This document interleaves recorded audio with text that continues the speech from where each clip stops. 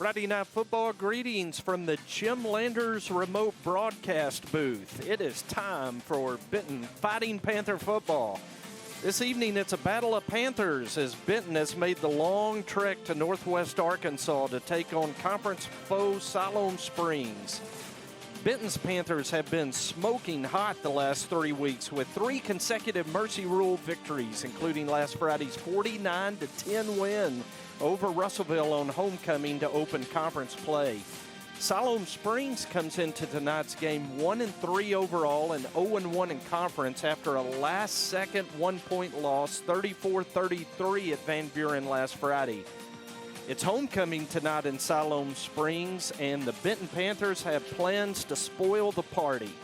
I'm Jim Gardner, joined tonight by Dio Vanucci and the number one fan of the Panthers, Freddie Reinhardt, for tonight's broadcast of Benton Panther football on 106.7 The Buzz 2 and live streaming on MM Productions.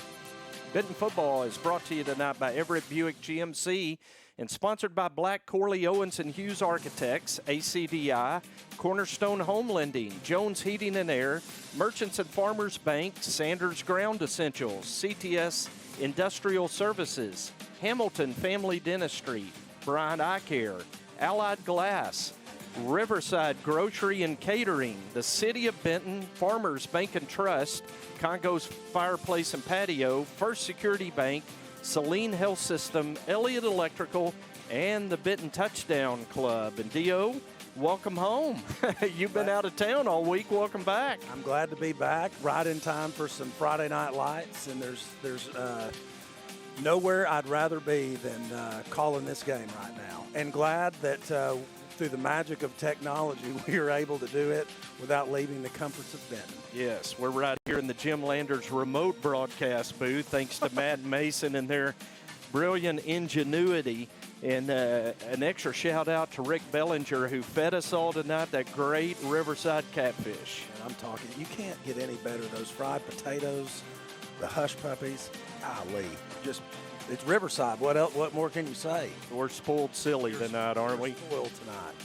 Benton and Siloam are meeting tonight for the 6th time all-time. Benton has won the previous 5 meetings. In fact, in 4 of those games, the average margin of victory was 52-7 for Benton, 4 blowouts. But the last time these two teams met on this field at Siloam Springs, it was a squeaker that Benton held on to win 28-26. I remember that game, and I remember the last play of the game. Yep. As they, got a pass away, and they had a chance. I mean, they had a play at it, but that was way too close of a game. And I don't think we'll really see.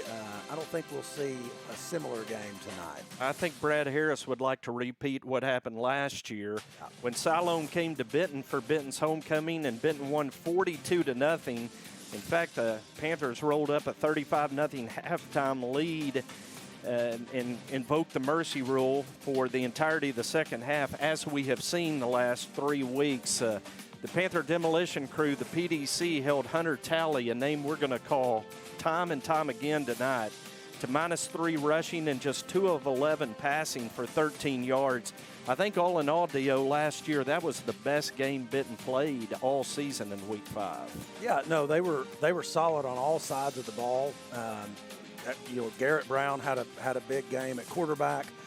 And the defense just absolutely shut down their quarterback. And we were talking about this before we went on the air, that it's really, you don't see too many teams in 6A, be a one-man band like Siloam Springs is really built around Hunter Talley, and you're going to talk about that some in a little bit. But if you give Brad Harris one guy to stop, he's going to scheme it. And we're going to be able to stop them. And you've got a defense with the confidence of having done it last year that will seek to do it again tonight. Cameron Harris had a big night last year, 8 catches for 92 yards and a touchdown. Casey Johnson, 94 total yards and 2 touchdowns in that win last year. Let's go back to last week, though, as we recap the 49-10 win over Russellville, and really it stretches over 3 weeks, Dio. The Panthers have outscored their last three opponents 76-0 in the first quarter and 129-9 in the first half of the last three games. That's pretty impressive to hold your opponents to basically the equivalent of, averaging a field goal for the first half. In the offense, Benton's offense is a rhythm offense. If you can get it in a rhythm early, they're going to have a big night. And one of the things Strand Smith's been able to do coming in at that quarterback position is he picks up right where Garrett Brown left off. We haven't had any drop-off in quarterback play this year, which I think a lot of people, wondered because we didn't know what the quarterback situation was going to look like. But Strand is a really decisive quarterback. And he's gotten more comfortable every game. You can just see he understands what Coach Ray's trying to do with those plays, and he's getting better and better. He's liable to just absolutely pick apart this defense tonight. It's a great chemistry that has been building each week on the offense. Our Pasta J's Panther Offensive Player of the Game last week, Casey Johnson, 165 total yards and 3 touchdowns. As Dio mentioned, Strand Smith, 4 passing touchdowns and a rushing touchdown. Bo Wright led the defense with 12 tackles and a fumble recovery. Sophomore Chris Bernard had 10 tackles. Jake Jones, 9 tackles, 4 quarterback hurries, and a sack.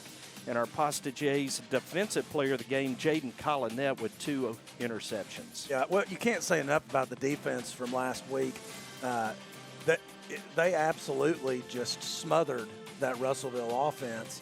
And Russellville had a few chunk plays there, but it wasn't. Watching that game, they were never in it. Russellville was never in it, and the defense just wouldn't allow anything through the air. Is what's impressed me most, because we had some question marks surrounding our cornerbacks coming into this year. We didn't really know how good they were going to be, but they're some of the best pass coverage corners we've had in Benton in a while. No doubt. We'll see if they can repeat that again tonight, Jaden Collinette and Pravarius Perkins. We're going to take our first break, and when we come back, we will hear from Brad Harris, the head Benton Panther himself. This is Benton Panther Football on the Benton Football Network. Hi, I'm Susie Everett, inviting you to come see us at Everett Buick GMC and discover the Everett difference.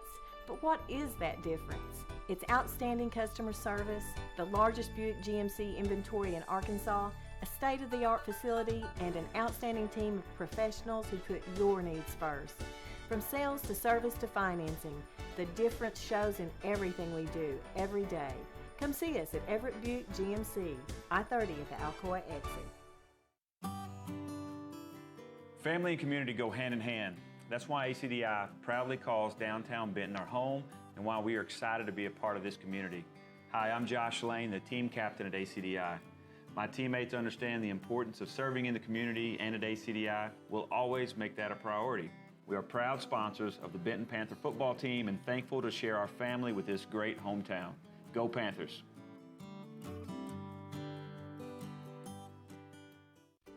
Allied Glass is a full-service glass shop located in historic downtown Benton. Allied Glass is a third-generation business and family-owned and operated since 1967. Mirrors, shower doors, commercial storefronts, tabletops, screens, plexiglass, and much more. For all your glass needs, call Allied Glass at 501-778-6244, located at 115 East Sevier in downtown Benton. Any lasting structure begins with a good blueprint, and every good blueprint must be designed specifically for the people it serves.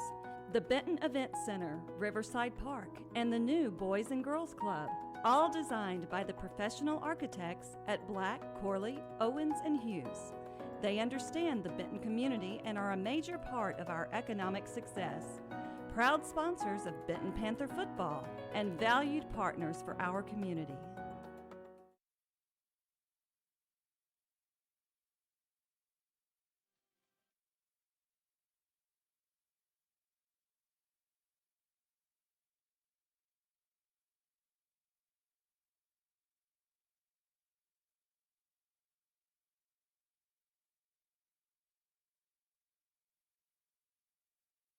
Any lasting structure begins with a good blueprint, and every good blueprint must be designed specifically for the people it serves. the Benton Event Center, Riverside Park, and the new Boys and Girls Club, all designed by the professional architects at Black, Corley, Owens, and Hughes. They understand the Benton community and are a major part of our economic success. Proud sponsors of Benton Panther football and valued partners for our community. Yes, we've got Bear on the line with a question for Trey. Bear, what's your question? Hey, Randy, this is Bear, first-time listener, long-time caller. I wanted to ask Trey about Sanders Ground Essentials. I know they are real five-star guys wanted by everybody. I heard they have an excellent weed control and fertilization program, and they do customized plans based on annual soil results for all their customers. I just want to know what you guys have heard. I'm going to hang up and listen now. Bear, you should call them at 315-9395 or on the web at sandersground.com. Let's get going. So as we visit with Coach Harris, we turn the page from Russellville now to Siloam Springs. Right. This will be the sixth time that Benton and Siloam have faced each other. 4 of those games you've won by an average score of 52-7. Right. But the last time Benton went to Siloam, boy, it was a nail-biter, 28-26. So talk to us a little bit about the trip itself. I mean, this is a challenging road trip and all that goes in to putting that together. What's the trip going to be like for the Panthers heading up there? Well, we try to treat it like, I mean, it's like a playoff game as far as a road trip, and I want them to have that mentality. I want us to be able to go on long trips and be successful, but it's tough, and to give you an example of our schedule for Friday is the guys they're going to go to first period class. They're going to get out of first period. They're going to go to part of second block, and they're going to get out at 10:20. After the 10:20, they're going to have a few minutes. They're going to run through the cafeteria, grab them some lunch, or have lunch delivered to the athletic complex, eat a quick lunch, and then we're going to start packing bags and loading a bus to leave by 11:15. And you think that's early, but when you go through the routine that we go through, it's a busy day for them. It's a long bus ride, but we'll leave about 11:15. We'll drive to up Interstate 40. We'll stop at the Ozark rest area right there. I've just enjoyed doing that. We get off, go to the bathroom, take a bathroom break, walk around, instead of stopping at a convenience store or something. It's just a little bit more peaceful, and we can kind of control them a little bit better. And then we get back on the bus, and we're going to go to Fayetteville and eat our pregame meal. We've eaten at Fayetteville, and we've also eaten at Springdale. This year we're stopping at Colton's and Fayetteville, and we're going to eat, and then we'll make the little short drive from Fayetteville over to Siloam Springs, and hopefully get to Siloam Springs about 4:30. And that may seem early, but we want to get there early, get them off the bus, get them back in their element, a little bit of getting ready for a football game. And we're going to take them out, and we'll do a little short warm-up type activity, not a heavy workout or anything, but get some blood flowing, get that body awake again from being a 3.5-hour bus ride, and then we'll get them in and start getting prepped for the game, So it's going to be a busy day for them, a long day. But the trip home, if you do everything the right way, the trip home will be a very enjoyable trip, and we've had some tough games up there. The last one in 2019, like you said, we had to hang on. We had to survive, and we shouldn't have had to, but we did. They played us really tough, and we didn't play so well. We didn't handle the trip real well, and I'm hoping that these guys as sophomores 2 years ago have learned from that, and I think that they will, because they've matured a lot as young men, and they're going to lead their team in the right direction. So we're excited about the trip, and a Siloam Springs team that is struggling right now, but they're dangerous. They got some good players. And offensively, it begins and ends with Hunter Talley, their Exactly. quarterback. He's thrown for 1,100 yards. He's rushed for almost 600, 23 touchdowns. Right. It's really all about that quarterback and their offense. It is, and it was all about their quarterback last year, and they came into our place and they really had a lot of confidence, and we ended up beating them 42-0 that night, and everything fell the Benton Panthers' way. We came out defensively on fire, and we didn't give them any space at all, and that's what's going to have to happen Friday night. Defense, we're going to set the tone, and we're going to have to not give him any space, because if you give him an alley, he will take advantage of you and he'll burn you. He runs the football really well, and he's got a big arm. He's got a couple receivers. They're not dominant receivers, but they're good receivers. So, we've got to do a great job defensively in order to keep him at bay. Like you said, he's got 23 touchdowns. He's thrown for 1,100. I mean, he's almost 2,000 yards by himself. So we really feel like it starts and stops with him. So we've got to do a great job. Numbers last year were impressive too, but The PDC held him to -3 rushing and only 2 completions for 13 yards last year. So you got to feel like your defense going to have some confidence going in. Yeah, definitely. I mean, we're playing really well defensively right now, and I go back to the Bryant game. I didn't think we played bad at times defensively. We missed some tackles that hurt us, and that's been the story of our season so far. When people have scored on us, it's because of a missed tackle. We tell our guys all the time, we don't game plan missed tackles. We try to put you in the best spot. You got to finish the deal for us, and that's going to be the same case Friday night. If we miss tackles, we could be in for a dogfight, But if we make plays like we should make plays, they're going to have a tough time moving the football on us. Defensively for Siloam Springs, what have you seen out of them on film? You and I were talking about they've gone to a little bit of a different defensive style. They've got 2 defensive ends that stand up a lot now and really squeeze everything, try to spill it to the outside. 2 defensive tackles that are decent. Linebackers, their linebackers are bigger body guys. They look a lot like our linebackers, 190, 200, 210-pound guys. I don't think they run as well as our guys do. And then they try to play to keep him from getting beat deep. They play a lot of soft coverage, and they're going to give you the underneath stuff, but they don't want to give you the over-the-top stuff. So we really feel like we can throw the football on these guys underneath. They're going to give us a lot of our screen game, which we love. That's easy completion, high percentage stuff. And then they're going to have to tackle a 190 or 200-pound receiver or running back in space, and we like those chances. So we're pretty excited about the matchup that we have offensively and defensively, and the biggest challenge is how are we going to handle the trip, getting off the bus? Do we play fast like we have the last couple of weeks? And if we do that, we're going to be in a great situation. Coach, good luck Friday. Thank you very much. Against Siloam Springs. It's a long drive, and if you can't make it, we want to invite you to. Congo Fireplace and Patio has been Benton's go-to place for all your hearth needs since 1920. Stop by now and see over 20 live burning displays. With the South's largest selection of gas logs, gas inserts, and wood-burning stoves, Congo has what you need to heat your home this winter. Get any accessory you need for your fireplace and stove in one place. Plus, see the largest selection of pellet stoves. With over 90 years of combined sales and service, there's no other place to shop. Hamilton Family Dentistry, dental care that grows with you. We're family owned and are ready to provide dental care for your family. From your newborn baby to your great-grandparents, we see them all. Give us a call at 653-2422 or come visit us at 2422 Spring Hill Road. Merchants and Farmers Bank is built around hard work and dedication, offering the big bank products but small bank friendly. Building relationships, one customer at a time. We invite you to be next. Stop in today at the corner of Spring Hill and Highway 5 in Bryant, or our newest branch opening soon in downtown Benton, where you'll find that your experience here matters. Visit us online at mfbanknet.com or find us on Facebook.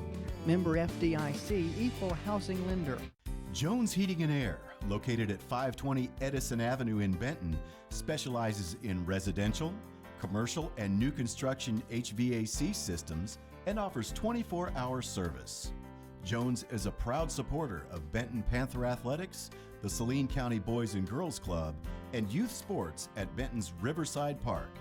Find out more at jonesheatingandair.com or call 501-778-3324.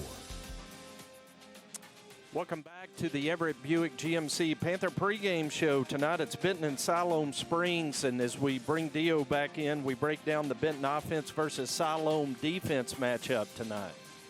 Well, I think the Panthers have been really, really balanced this year, and that's, there's not much more you can say about that. That's exactly the type of offense we need to be running. And if you look at Siloam, what they do, what they've allowed so far this year, it's almost identical to what Panthers have put up. So on paper for the Panthers, their offense should have another big night. And realistically, that's just going to end up in the first half. I mean, all these stats that we're looking at are really our starters playing a half. So Siloam gives up 33.5 points per game defensively. And the Panthers have been scoring at a prolific pace when they've had the first-team offense on the field. So the stars seem to align for a big night offensively for Benton. Oh, absolutely they do. I mean, Siloam allowing 167 yards on the ground, 240 yards through the air. It's kind of a pick-your-poison deal because, either Strand Smith is going to beat you with his arm, or Casey Johnson or Brandon Johnson are going to beat you with their legs. I mean, one or the other. You're not going to win if you're Siloam. So as you look at the other side of the ball, the Benton defense versus Siloam offense matchup, Benton has just given up 36 points in the last 3 games. The defense has been playing lockdown, and it's a Siloam offense that averages 39 points a game. Their numbers are gaudy, almost 500 yards a game of total offense. Badillo, their quarterback, Hunter Talley, is responsible for 86% of their offensive yards and 22 of their 23 touchdowns, either running or passing. So you've really got one guy to lock in on today. Well, and that's what we were talking about earlier. If you give Coach Harris and Coach Wynn one player to really scheme your defense to stop, especially with the style of defense that we run, he's going to have a hard time finding success either way. Last year we bottled him up. He had negative rushing yards and only completed 2 passes for 11 yards. So, one of the areas of weakness I feel like the Panthers have shown is within the ground game, but we really haven't seen. I think a lot of those stats have come in the second half of the last few games. Obviously, you've got the Bryant game in those statistics, but all in all, we haven't seen our opponents really have any success either through on the ground or through the air over the last several weeks. And I don't think tonight's going to be any different. So if you want to key in on what Siloam's going to try to do, watch number 14. He's their leading rusher, Hunter Talley, 586 yards rushing and 13 touchdowns, and he's completed 59% of his passes for 1,132 yards and 9 touchdowns. This week in Benton Panther sports, last Saturday in Russellville at the Cyclone Invitational, the boys finished 5th and the girls finished 2nd. Girls' top 10 finishes at the Cyclone Invitational. Abigail McElhaney finished 8th and Jordan Cloud finished 10th. For the boys, Samuel Morales, again, the top finisher for the Benton Panther cross-country team, as he finished 4th.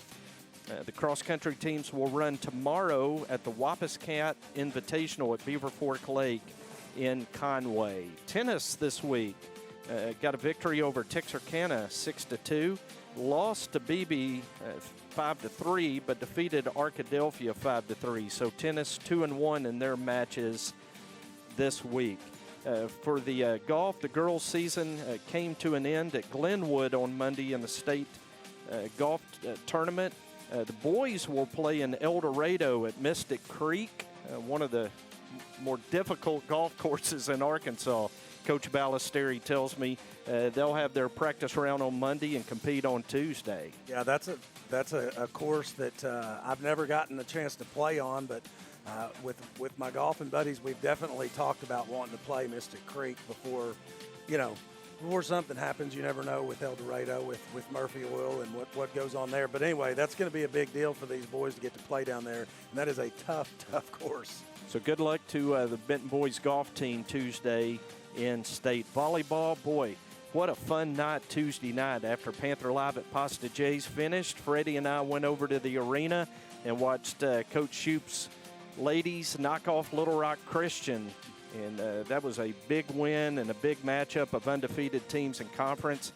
Lady Panthers won in a sweep 3-0 over BB yesterday. Benton Lady Panthers 14-3 overall, 8-0 in conference. And the Benton Junior High Lady Panthers stayed undefeated this week, 16-0, 9-0 in conference with a 2-0 win over Mount St. Mary's. In football this week, the 7th graders defeated Malvern on Monday 28-12. They will host Conway Middle School on Monday at Everett Field beginning at 5 o'clock. Junior high football last night at North Little Rock. The 8th graders trailed at halftime, came back to win 30-24, and the freshmen in one of the most impressive games you'll ever see out of a Benton Junior High football team defeated North Little Rock 48-6. That's an last night. Win. Yeah, North Little Rock is in the junior high, in that Central Junior High Conference, they are a perennial powerhouse. So for Benton to come in and dismantle them like that is really impressive. Big time. The Junior Panthers will host Conway Blue on Thursday at Everett Field. The 8th graders will kick at 5:30. with the freshmen at 7 o'clock. Last week in the 6A West, our Benton Panthers defeated Russellville 49-10. Van Buren stopped Hunter Talley on a 2-point conversion try with 5 seconds remaining to defeat Van Buren defeat Siloam Springs 34-33. Parkview defeated Greenwood. Boy, you don't see Greenwood lose by 3 scores. They did last week, 48-28. And Lake Hamilton dispatched of Mountain Home 36-6. Tonight in the 6A West, in addition to this game in Siloam Springs, a big one down in Grant County as the Parkview Patriots are at Lake Hamilton. Van Buren is at Russellville. Mountain Home is at Greenwood. And Dio, we're going to keep an eye on that Parkview Lake Hamilton score tonight. Yeah, that's going to be a big game, and that's going to tell us a lot about what our conference is going to shape up like. Because I don't think anybody really is sure what the outcome of that game is going to be. That's why we play them, though, so we can find out. Big game in Week 5 in the conference. Last week in Saline County, Bryant went to Sebastian County and defeated the Northside Grizzlies 35-17. Malvern knocked off Bauxite 40-20. Ashdown defeated Harmony Grove 43-23, and Glen Rose beat Jesseville 46-24. Tonight in Saline County, the only Friday night lights that are illuminated are in Bryant, as Little Rock Catholic is at Bryant tonight. All the rest of the Saline County teams are away. Bauxite is at Ashdown, Harmony Grove is at Malvern, and Glen Rose is at Genoa Central. We're going to take another commercial break. When we come back, we'll have our picks to click and keys to victory. This is Benton Panther football on the Benton Football Network. You ready for this? Home field advantage is such a huge deal in football, and I think it's a huge deal in the mortgage world too. That's why, you know, we're a local company. We have in-house processing and underwriting, and that enables me to make sure that my customers have a great experience from kickoff to the closing table. That's just what we want to do, is give them a great experience. With Cornerstone Home Lending, you'll always have the home field advantage. Text DIO to 36260 to get started today. It's Friday, so Panther fans are thinking about our friends over at Riverside Grocery. Everyone knows about their catering that's good as grandma's, but their breakfast and lunch are becoming a Saline County tradition. Deer season's just around the corner, and Riverside's also your headquarters for feed and game processing. So whether you're gassing up or grabbing those essential tailgating supplies, Riverside Grocery has everything you need. Drop by Riverside and start your weekend right. Welcome back to the Everett Buick GMC Panther pregame show. It is pick-to-click time tonight, Dio, and we'll let you go first. Well, I'm going to take Cameron Harris on offense. You know, he had a big game last year. I feel like he's been seeming to be Strand's favorite target, so hoping he has a big night tonight. And then on defense, I went with Bo Wright. He had a huge game. It really seems like he's gotten very comfortable in his linebacker position and his understanding. I think he's going to take Hunter Talley. He'll be in Hunter Talley's face all night tonight. Mason, Matt, and crew are going with Casey Johnson on offense. They're expecting a big night out of the senior running back. And I like their defensive pick, Pavarius Perkins. He has really played kind of an unsung role on this defense, Dio. Yeah, he really has, but here's one of the reasons we haven't talked about him much is because he hasn't gotten burned. Now, he hadn't had any big plays, any interceptions, any of those type plays, but he's very steady and consistent. He tackles well, and he's going to have an opportunity tonight, as they are going to try to put the ball in the air. He's going to have an opportunity tonight to pick one off. Various leads the defense with 3 pass breakups. Freddie Reinhardt, the #1 fan of the Panthers, is picking Andre Lane on offense. He is the ice cream man this week. He THV 11 Player of the Week for that delivering of the touchdown football to homecoming queen Reagan Davis. So Freddie picked Andre for that reason, and he's also going with the sophomore defensive lineman Peyton McNeely. Dio, give us a couple of quick keys to victory. Well, on offense, stick to the script. Do what you've been doing. And stay with that. There's no reason to get fancy or change anything. And then defense, just don't let off the throttle. Don't look at Siloam Springs as an easy win. You just got to keep your foot on the pedal and keep pushing. So the Panthers will receive the opening kickoff tonight. It is 76 degrees in Siloam Springs, wind blowing at just 5 miles an hour. And the Panthers will receive and move left to right in this first quarter. Ronald Mancia will kick off for Siloam Springs. Dio, you got to watch this little man. He will kick it and will get down the field to make a tackle. As he kicks it, and he kicks it into the end zone. So the Panthers will start at the 20 following a touchback. And we see the Benton offense first tonight. Strand Smith, the senior, completing 65% of his passes for 964 yards. He has 11 touchdowns and no interceptions. He is the Panther quarterback. He'll operate behind an offensive line left to right of Walker Davis, Elijah Harris, Carter Sanders, Connor Morgan, and Christian Evans. Casey Johnson will be in the backfield. The receivers are Cameron Harris, Andre Lane, Donovan Pearson, and Drake Womack.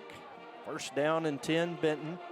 Panthers maroon helmets, white pants, white jerseys, maroon numerals as the give to Casey Johnson on first down. And Casey's going to pick up 7 yards running behind Elijah Harris and Walker Davis.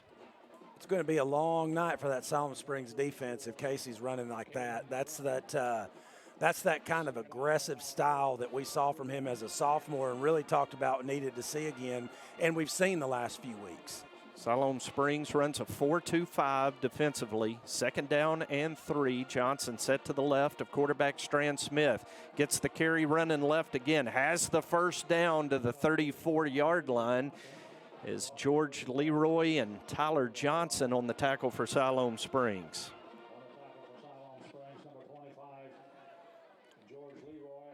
Yeah, they're just, Coach Ray is using these run plays to see what these linebackers are doing and how they're reading it. Going to swing it out to Casey, running room up the Benton sideline, breaks a tackle, and is going to reach the 47-yard line. And they're going to say Siloam Springs came up with the football before it went out of bounds, Dio. Panthers turn it over. Nope, correction. The side official pointed Siloam Springs and then corrected himself. It is Benton football at the Siloam Springs 47, and it'll be a Benton first down. Yeah, Casey took a pretty good shot there. It looked like he banged up his knee a little bit. We're going to see Brandon Johnson come in and give Casey a little bit of a spell here. Brandon averages 11.3 yards a carry. He sets to the right of Strand Smith. Strand fakes to him, pressured. Now Strand's going to scramble over midfield. He's running toward the right sideline over the 40, 35, steps out of bounds at the 33-yard line. A gain of 21 for Strand Smith and a Benton first down. Yeah, I mean, that's just a senior quarterback knowing when a play's busted. You see green space in front of you, you just tuck it and go. He didn't try to do too much. He just tried to get downfield, and great pickup. 21 yards is a fantastic scramble. Now Strand going to air it out, looking for Cam Harris. Makes a great catch inside the 10-yard line. Pushed out of bounds at the 4, a gain of 29.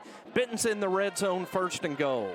Now I'm going to say this. Cam Harris will make a quarterback look good because that ball was a little bit underthrown. Really the defender, if he would have gotten turned around, would have had a chance to make a play on it. But Cam goes up and makes it happen. And on first down, Brandon Johnson going to be dropped for a loss by Stone Stevens, the junior linebacker for Siloam Springs, back at the 10-yard line. It's a loss of 6, and it'll be second and goal. Stone Stevens is a good football name. Good linebacker name, isn't it? 6'1", 190-pounder. Second and goal from the 10. Give to Brandon straight ahead, and it looked like he might have run into Stone Stevens again at the 7. Pick up at 3. It's third and goal. Now that was Stone Stevens in on the tackle there, and we haven't seen Brandon Johnson get form tackled quite like that and driven back, but young man can play linebacker pretty decent. So third and goal, Benton, 9:42 to go in the first quarter. Game's opening possession. Smith takes, looks, pass, incomplete through the hands of Cam Harris, and it'll be fourth and goal. Well, he's going to kick a field goal here, I bet. I mean, you got a field goal kicker that can, that's been reliable so far. get some points. No reason to not take the points. Walker Davis will snap. Logan Owen will hold. Lucas Wilbur, who's 2 of 2 on the season, will attempt a field goal from 24 yards. Near hash mark, ball placed, kick up, and it is good. Lucas Wilbur gets the Panthers on the board with 9:31 to go in the first quarter. It's Benton 3, Siloam Springs 0. This is Benton Football on the Benton Football Network. Elliott Electrical is a proud supporter of Benton Panther football. For over 35 years, Elliott Electrical has been providing reliable, efficient, high-quality electric service to Saline County and Central Arkansas. From lighting design and planning to street and parking lot installation, Elliott Electrical has all the lighting services to keep your home and businesses illuminated. For a free estimate,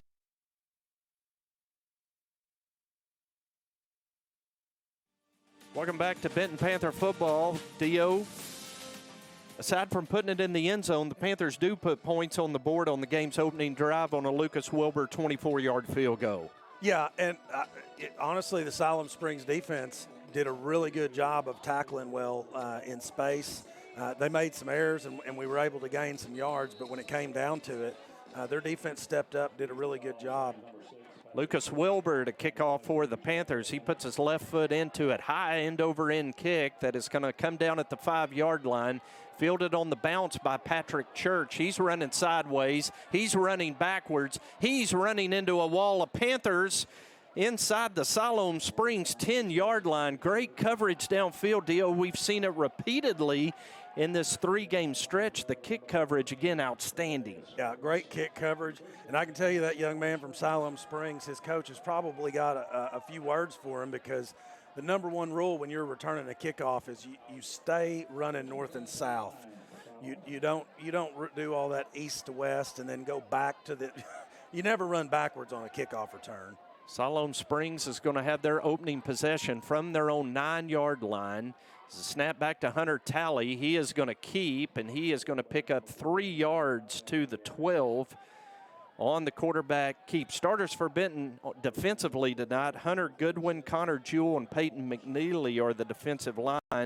The linebackers are Zane Manchek, Jake Jones, and Bo Wright. Patrick Shipp gets the start at spur tonight. The cornerbacks are Jaden Collinette and Pervarius Perkins. The bandit is Kane Simmons, and the free safety, the sophomore Chris Bernard. 2nd down and 7 for Siloam Springs. As Jake Jones shows blitz. Tally throws. Catch made by Brendan Lashley. He's upended by Kane Simmons at the 22-yard line. A gain of 10 and a Siloam first down.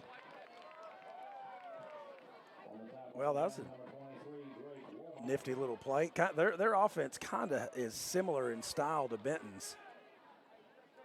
Lashley, their leading receiver, 30 catches on the season on that last catch. Now Tally going to be pressured, and he's going to keep up the Benton sideline, and he's going to step out of bounds at the 38, a gain of 16 and another Siloam first down.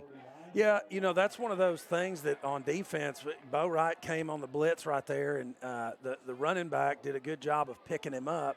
But what Bo's got to remember is you've got to form that pocket and seal him in there. You can't let him bounce outside. But you also can't let him have a gap straight up the middle. So, the defense is going to have to do a good job of maintaining that, kind of pocket presence. Siloam brings the string to the left, snap back to Tally, and he just breaks a tackle as Chris Bernard came up from his safety spot. And you can see the strength of Tally there as he broke that tackle, reaches midfield, another 12-yard gain. Yeah, we're going to see it right here on the replay. Kane, was that Kane? No, that was Bernard came in low, and senior versus sophomore. Sophomore just learned, I got to wrap that guy up. I can't just hit him hard. So 1st and 10 Siloam at the 50. Tally fakes. He's pressured by Jake Jones. He throws on the run and throws it away as Jake Jones was breathing down his neck. It'll be 2nd and 10 Siloam. Well, I figure that flag either is going to be a late hit or intentional grounding. And I can't remember, in high school, is it outside of the tackle box? No. Tackle box does not apply. It's just receiver in the area, and they do call intentional grounding on Siloam quarterback Hunter Tally. Yeah, when you're a quarterback and you throw it away, you usually got to try to throw it over a receiver's head out of bounds or something. I think that case he was just trying to get rid of it. And obviously the refs think the same thing. First quarter brought to you tonight by CTS Industrial Services. And from where we're broadcasting tonight, we're in the shadow of CTS down here in the industrial park. They move it back to the 42, 2nd and 18, Siloam. Talley setting up the screen to Lashley.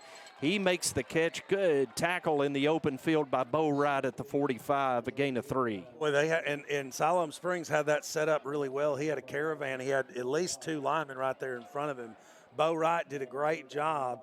As Coach Harris will say, it's okay to get blocked. It's not okay to stay blocked. And Bo Wright was able to shed that, rip through the blocker, and make that tackle. They give him the 46. It's 3rd down and 14 for Siloam Springs. Trip receivers to the wide side of the field. Talley throws on the wheel route to the near side. Catch made out of the backfield by Jed Derwin, their sophomore running back, and he reaches the Benton 40 before Kane Simmons brings him down. Well, I got to say, I'm pretty impressed with Hunter Talley's throwing. As much as I thought he was going to really be more dangerous on the ground, but through the air, he's been pretty accurate so far with his passing, even while under duress. 3rd and 14, they pick up 14. Benton had been allowing just 31% conversion on 3rd down. Siloam Springs converts. Now Talley keeps, and Talley this time is going to be dropped for a loss as Peyton McNeely read that zone read well, D.O. Well, he did. I mean, he was right there in his face. And the defense did a really good job because you notice the running back got tackled, and that's why Hunter Talley pulled the ball, but he pulled it to no avail because Peyton McNeely was standing there waiting for him in the hole. 2nd down and 11 for Siloam. Talley takes a snap, quick pass to Brendan Lashley, and Lashley, initial hit Pravarius Perkins. Bo Wright finishes off the tackle at the 33, a gain of 8.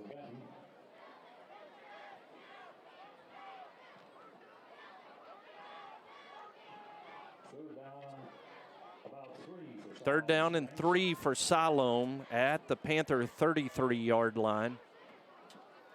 Talley keeps around the right end. Coming up to make the tackle, Kane Simmons.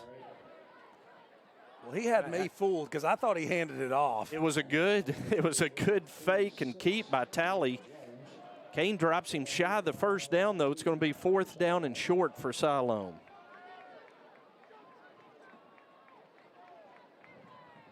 Fourth down and 2 for Siloam at the Benton 32-yard line. Big play here on Siloam's opening drive. 6:20 to go in the first quarter. Benton leads 3-0. See if they run behind their big left tackle here. They bring Derwin in motion. They do run behind Satulovic, and Talley is going to have the 1st down. Ball came free, but they're going to say the ground caused the fumble, and Talley needed 2 on 4th down. He gets 3, and that'll move the chains. 1st down, Siloam. Well, and I will say this. I mean, the linebackers and Hunter Goodwin did a fantastic job of covering that because that big left tackle crashed in and took two Benton Panthers with him when he did. So I was curious to see if they were going to run big number 66. If you're watching on the live stream, is I think committed to Air Force. Big 6'2", 285 senior, and he's a good-looking lineman. 12th play of the drive is a quick pass to Caden McHenry, the tight end, down to the 23-yard line, a gain of 6, and Siloam just methodically moving down the field, Dio. They converted a 3rd down. They've converted a 4th down. They've got 2nd down and 4 at the Benton 23.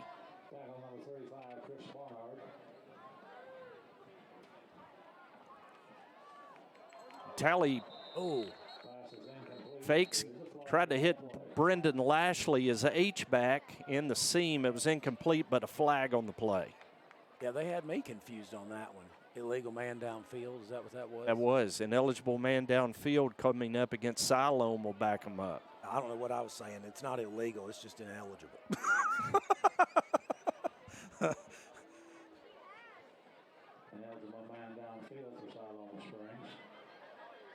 They will repeat second down, mark off of 5. Yeah, shooting themselves in the foot there, that's not what they need to do against this defense. Second down and 9 from the 28-yard line of Benton, and now movement on both sides of the line. So Walker Davis had checked in at nose man, and it appears as if Siloam got Benton to jump and got the 5 yards right back. Yeah.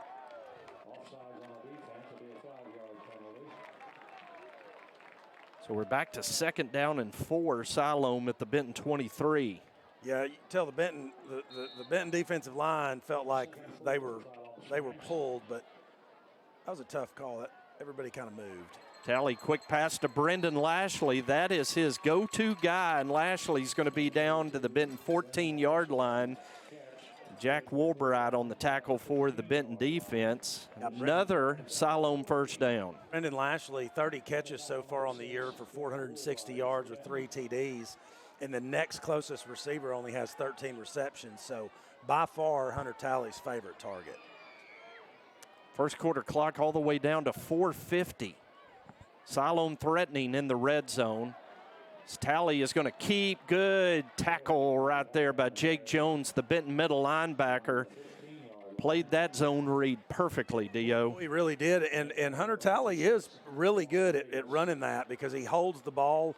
The running back does a really good job with the mesh, but a whole host of Panthers coming in there as you had Jake Jones being helped out by Kane Simmons, and I think that was Hunter Goodwin in there. Second down and 11 for Siloam as Talley tried to set up the screen to Derwin. He couldn't hold on to it. It's incomplete.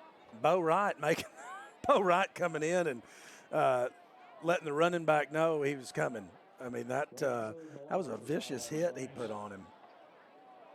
So third down and 11 coming up for Siloam. 4:15 to go in the first quarter. Benton leads at 3-0. Siloam has it at the Benton 15-yard line. Third down and 11. Panther defense digs in. Hunter Talley in the shotgun. One back to his left. Takes a snap, drops back, pressure, throws.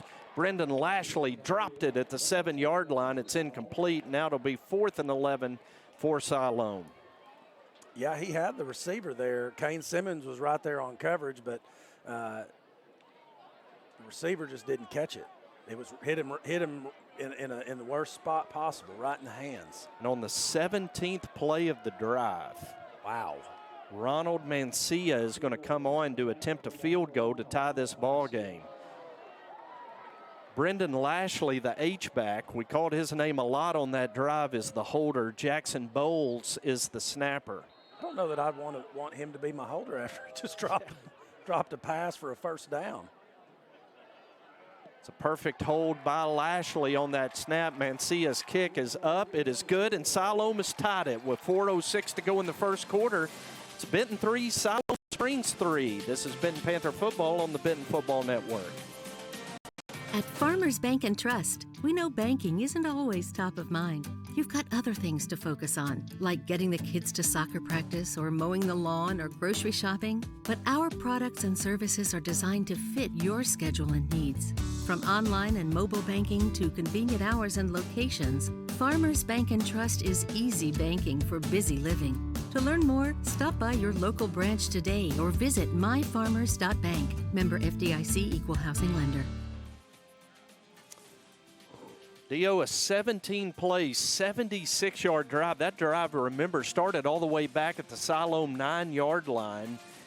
And between Hunter Talley runs and passes to Brendan Lashley, it was a kind of a two-man show down the field that ended with a Ronald Mancia 32-yard field goal. Yeah, that was a really impressive drive by Siloam Springs against the defense. And our defense did a really good job of kind of having that bend, don't break style. But we're going to have to get something figured out on defense, and they're going to do an onside kick here.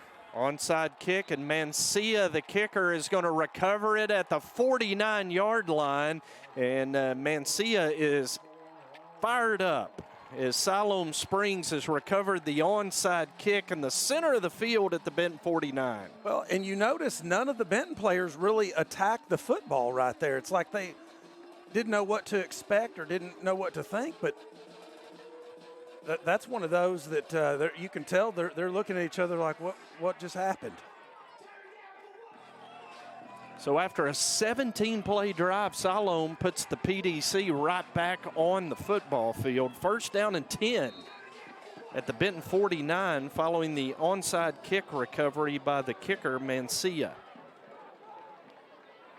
Trips to the right. Now they bring Lashley in motion toward the near side.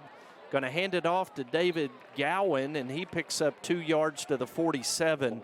Another small running back, Dio, 5'4", 130 pounds for Siloam Springs. That's crazy to me, but hey, for all you little guys out there, there's still hope. If you're not big, because we've seen 2 running backs so far this year that have not weighed 150 pounds. Second down and 8 for Siloam. Talley's going to roll to his left. He's pressured, has to lob it up, and had a receiver in the area that time, Jonathan Graves, the tall 6'3" junior receiver for Siloam, sailed out of bounds, incomplete. Now it's 3rd and 8 for Siloam at the Benton 47. Yeah, defense did a really good job of not giving Hunter Talley just time to get set back there. And we really haven't seen any. Most of the passes that he's completed so far tonight have been that quick, kind of an RPO style or play action where it's just quick fake and get it out there on a short pass. Empty the backfield. Talley going to throw over the middle. And Bo Wright put a lick on Cameron Stafford. Dislodged the football. It's incomplete. Now it's 4th and 8. Pretty sure Cameron Stafford heard footsteps. Yes, man. He's going to feel that one in the morning, too. Took the shoulder centered pad him right in the lower back. Yes, ouch. So 4th and 8, Siloam will punt it away. Anthony Sandoval is their punter. Over the head. Snap over his head. He's retreating back, picks it up, and punts it from his own 23-yard line. Benton's going to call a fair catch. Andre Lane at the 30, Dio. That was the craziest play and the best punt under duress that I've ever witnessed in my life. I mean, he actually got away a really good punt for where he was. Yeah, he punted it from his own 22 and is only going to get credit for a 17-yard punt. Yeah. But it was a great play by Sandoval. Yeah, well, it could have been a lot worse because Bo Wright, he was the only one that really saw it. I think everybody else went back into a return formation. But so Benton with just their second possession of the ball game. It's a quick pass out to Cameron Harris. Room up the Benton sideline into Siloam territory. Makes a man miss. Cam's going to take it all the way. Touchdown. Cameron Harris, 70 yards on the screen. On a play designed to get 3 to 5 yards. But that's what happens when you get an athlete like that out in space. Cameron with a great cutback there as he got to the sideline. As the defender got to the sideline, he kind of leaps between them both and just off to the races he goes. Man, what a play by Cam Harris. 70 yards, Strand Smith to Cameron Harris, and it was 70 yards after catch on the screen. Lucas Wilbur's extra point is good. And with 3:02 to go in the first quarter, Benton leads it 10-3. This is Benton Panther football on the Benton Football Network. Our world has changed a lot in a short time. Your health and safety remain our #1 priority. We have the supplies needed and processes in place to keep you safe. We've implemented visitor restrictions, and we are reducing physical contact as much as possible. Patients and employees are required to wear masks for your protection and theirs. And your care team is screened daily. So don't wait to get the care you need. We're here for you today and always. So you know how in the fourth quarter of a football game, when the game's on the line, it actually gets kind of stressful. And that's not how a home loan process should be. When you're a week away from closing, which is the fourth quarter, you shouldn't have stress. And that's what, at Cornerstone, we want to take away. We want that to be a stress-free experience for you. We want it to be that blowout victory. Text DIO to 36260 to get started on the home mortgage process today. CTS is kickoff fielded by Siloam Springs Patrick Church. He is going to be tackled by Bentley Stamper at the 22-yard line. Siloam had a 17-play scoring drive. Benton answers with a 1-play scoring drive. Well, and I was a little bit worried after that onside kick because, it's homecoming. You got kids, high school kids playing with a lot of emotion. If they would have gotten some momentum on that drive, they could have given Benton a little bit of trouble tonight. But then we come out and answer really quickly. But guess what? Our defense has not had a break. They've been on the field, with the exception of one play, since the 9:31 mark of the first quarter. There's 2:57 left as Siloam starts their third drive from their own 22. As they give it off to the running back, he is going to pick up 5 yards to the 27-yard line. A gain of 5, second down and 5 for Siloam.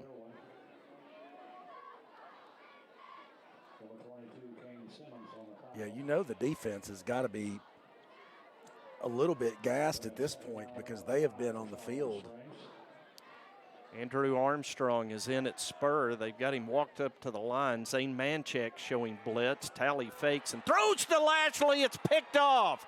It is intercepted by Chris Bernard. He's going to score.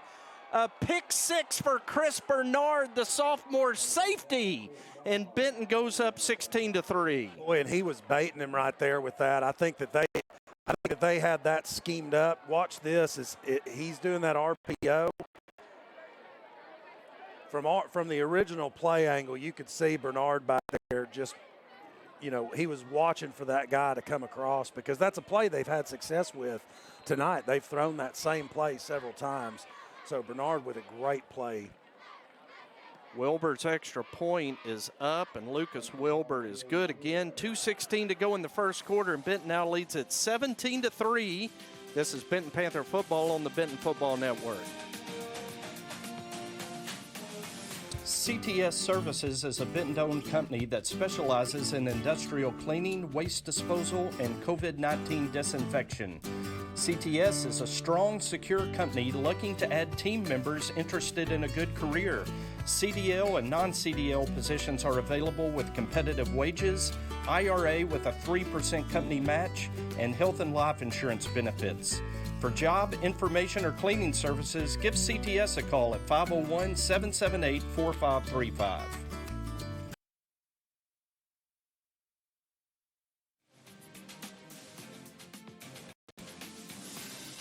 Lucas Wilbur will kick off following the Chris Bernard interception return of 33 yards for a Benton Panther touchdown. Benton leads at 17-3 with 2:16 to go in the first quarter.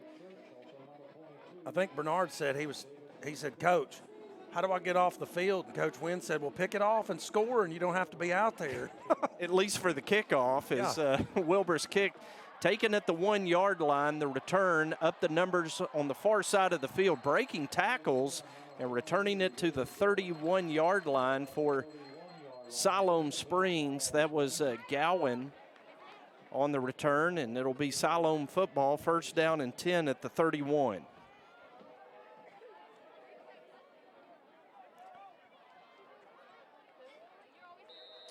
.208 remaining in the first quarter tonight. Benton leads at 17-3. It's week number 2 of 6A West Conference play.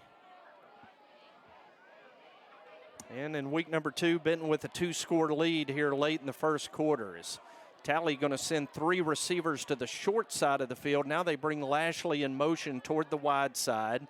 Going to hand it off to their sophomore running back, Jed Derwin, and he picks up 3 yards to the 34. Well, it's a good thing it's only 75 degrees up there. If it was one of those hot, humid nights, our defense may have some trouble with cramps, but I think we're in pretty good shape, and with the weather like it is, that's going to help them out a little bit tonight. Second down and 7 for Siloam. They motion Lashley to the near side. Bo Wright applies pressure, and it forces Talley to throw high, intended for Stafford. Bernard in there again to hit Stafford. Well, it's incomplete. We talked about it, last week he had 10 tackles, but we really didn't, he had a good game last week, so he's having another big game tonight. It's just a little more noticeable, especially with a pick 6. Panthers now +6 on the season in turnover ratio. Tally on third down, drops back tried to hit Derwin. It's incomplete at the 38-yard line. Bo Wright in coverage, and a 3-and-out. Siloam's going to have to punt it away on 4th and 7. Well, and I'm sure the offense is ready to get back out on the field. They're well rested. They're over there sitting in recliners, sipping a soda.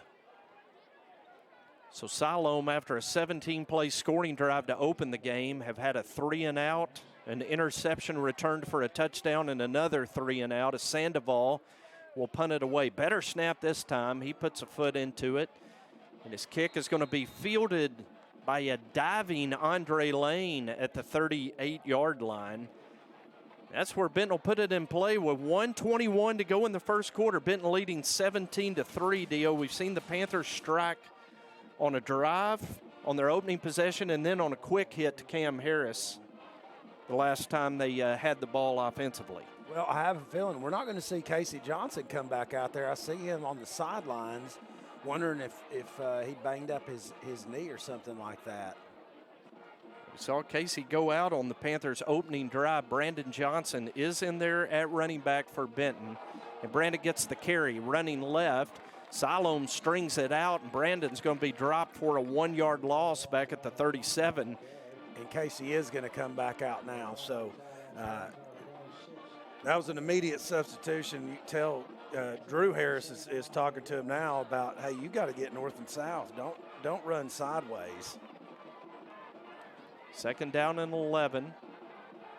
Strand tried to hard count Siloam off sides. Now going to look to the sideline for the play. Snap clock at 10, game clock at 42. Benton leads 17-3 late in the first quarter.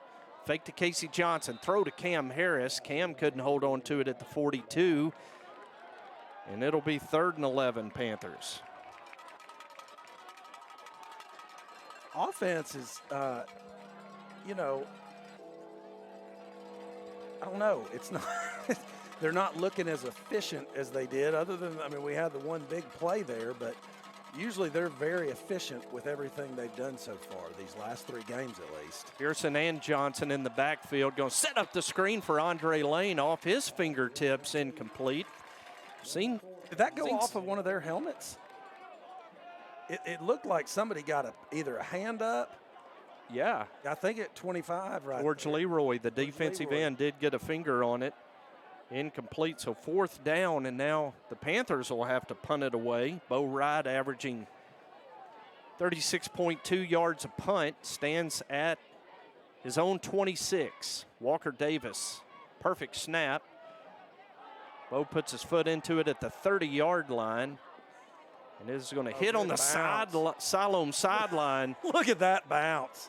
That ball hit around the 40, is going to be down to around the 20, a 20-yard roll. Wow.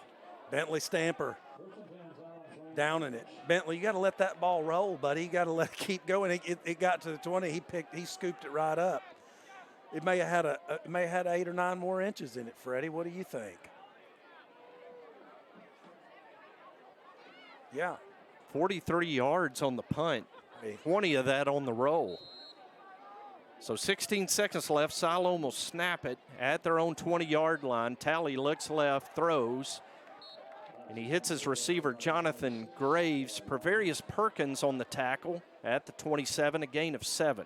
In a smothering tackle, Prevarius that was a great tackle. He wrapped him up and was not letting go. First quarter comes to an end tonight, and Benton leads it 17-3 over Siloam Springs. This is Benton Panther football on the Benton Football Network.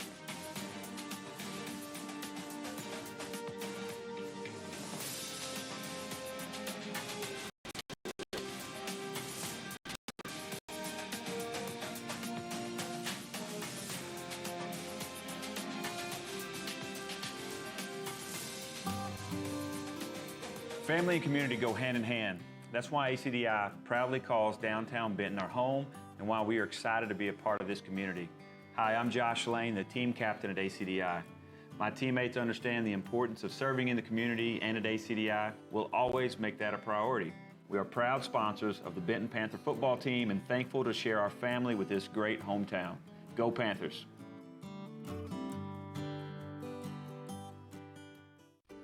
Allied Glass is a full-service glass shop located in historic downtown Benton. Allied Glass is a third-generation business and family-owned and operated since 1967. Mirrors, shower doors, commercial storefronts, tabletops, screens, plexiglass, and much more. For all your glass needs, call Allied Glass at 501-778-6244, located at 115 East Sevier in downtown Benton. On the opening play of the second quarter, Siloam Springs with a gain of 1 on a run up the middle, so it'll be 3rd down and 2, Siloam at their own 28-yard line. Siloam moves left to right here in the second quarter. Hunter Talley takes a snap, hands off to his running back. Jake Jones is going to drop him at the line of scrimmage for no gain. Yeah, and I was looking to see if they were going to run behind that big left tackle they've got, and sure enough, the play was set up to go that direction. But Jake Jones doing a great job of coming in on the back side of that play and running down the running back. So 4th down and 2 for Siloam, and Brandon Craig in his 4th year as the head coach of Siloam Springs is going to send on the punt team. Zach Jones will snap. Anthony Sandoval is back to punt. Sandoval stands at his own 16-yard line to punt it away. Kane Simmons and Andre Lane back to receive for the Panthers. We've got a whistle. Delay a game. They're going to back Siloam up 5. Make it 4th and 7 from their own 23.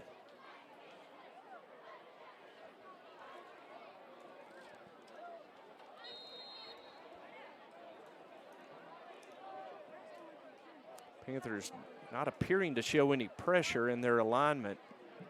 They are going to set up the return as Sandoval kicks. Kane Simmons makes the catch, drops to a knee at the 42, and then punches the turf. I think Kane didn't realize how much running room he had there, Dio. Well, and I'm not sure he meant to go to that knee. I think he did that to protect the catch, but realized what he did. 35 yards, no return on the punt, and Benton will have it 1st down and 10. With 10:34 to go in the first half, it's Benton football at their own 42-yard line. Strand Smith with Womack and Johnson in the backfield. Casey gets the carry, breaks a tackle into Siloam territory down to the 47-yard line, and Casey's ready to go again. Well, he is ready. He got up. He got up quick. Let's go, Coach.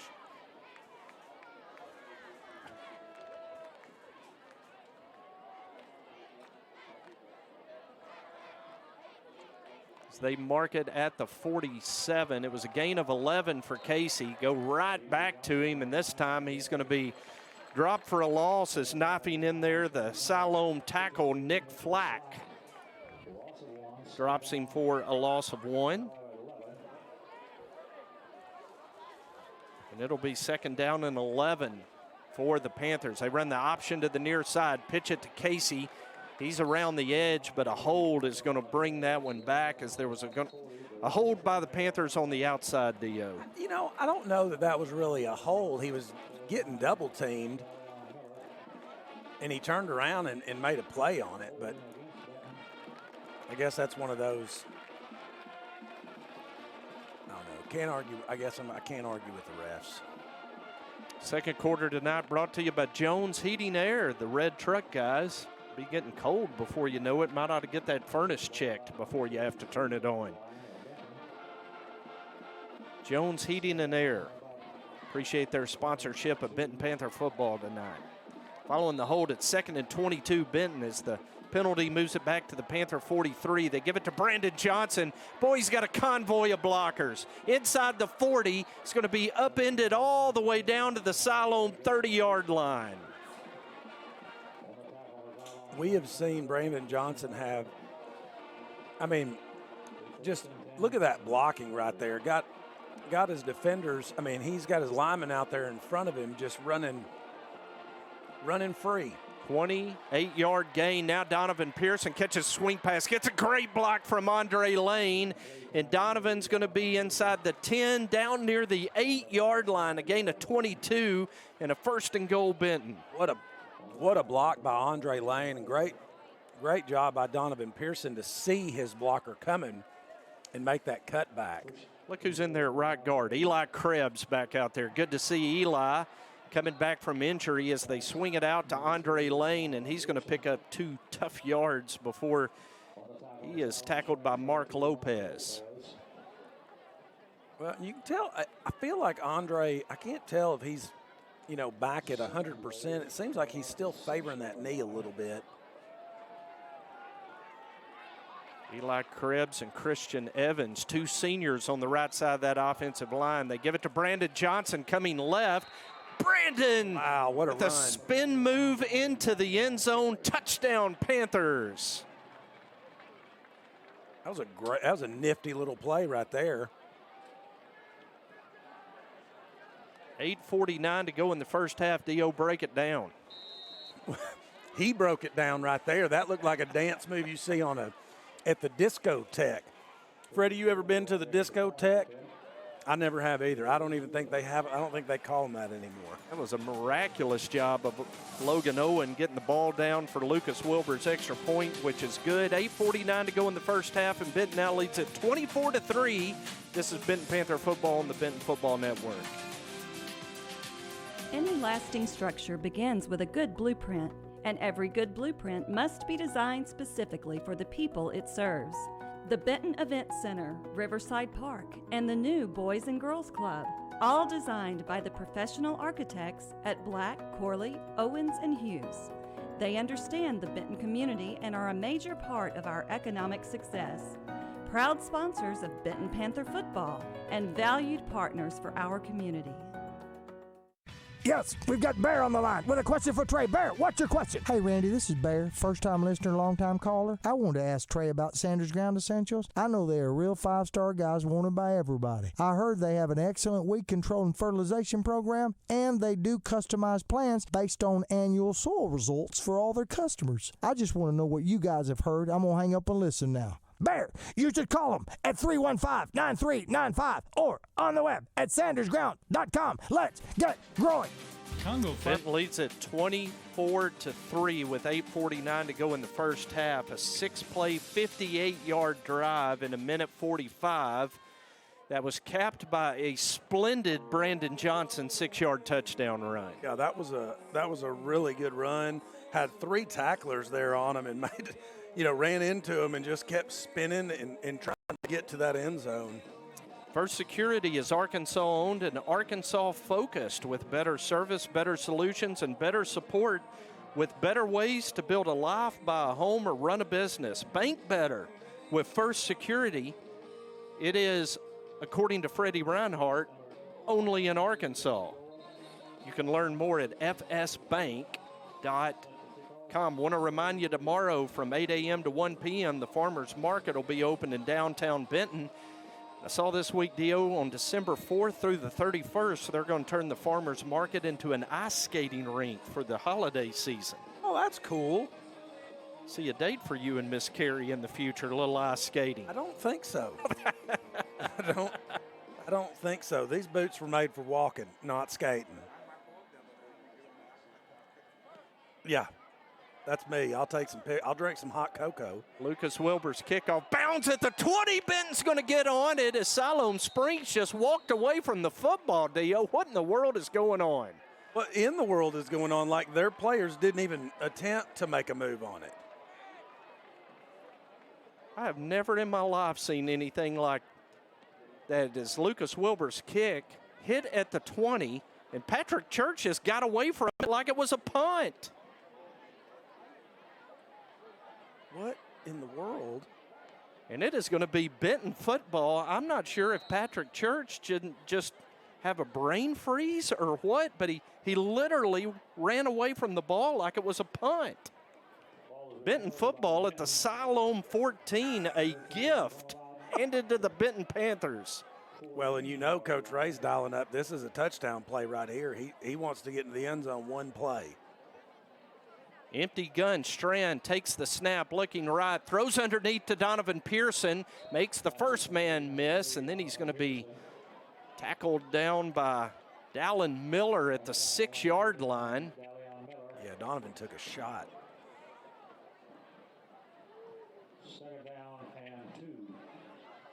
Gain of 8 for Pearson. 2nd and 2 at the Siloam 6-yard line.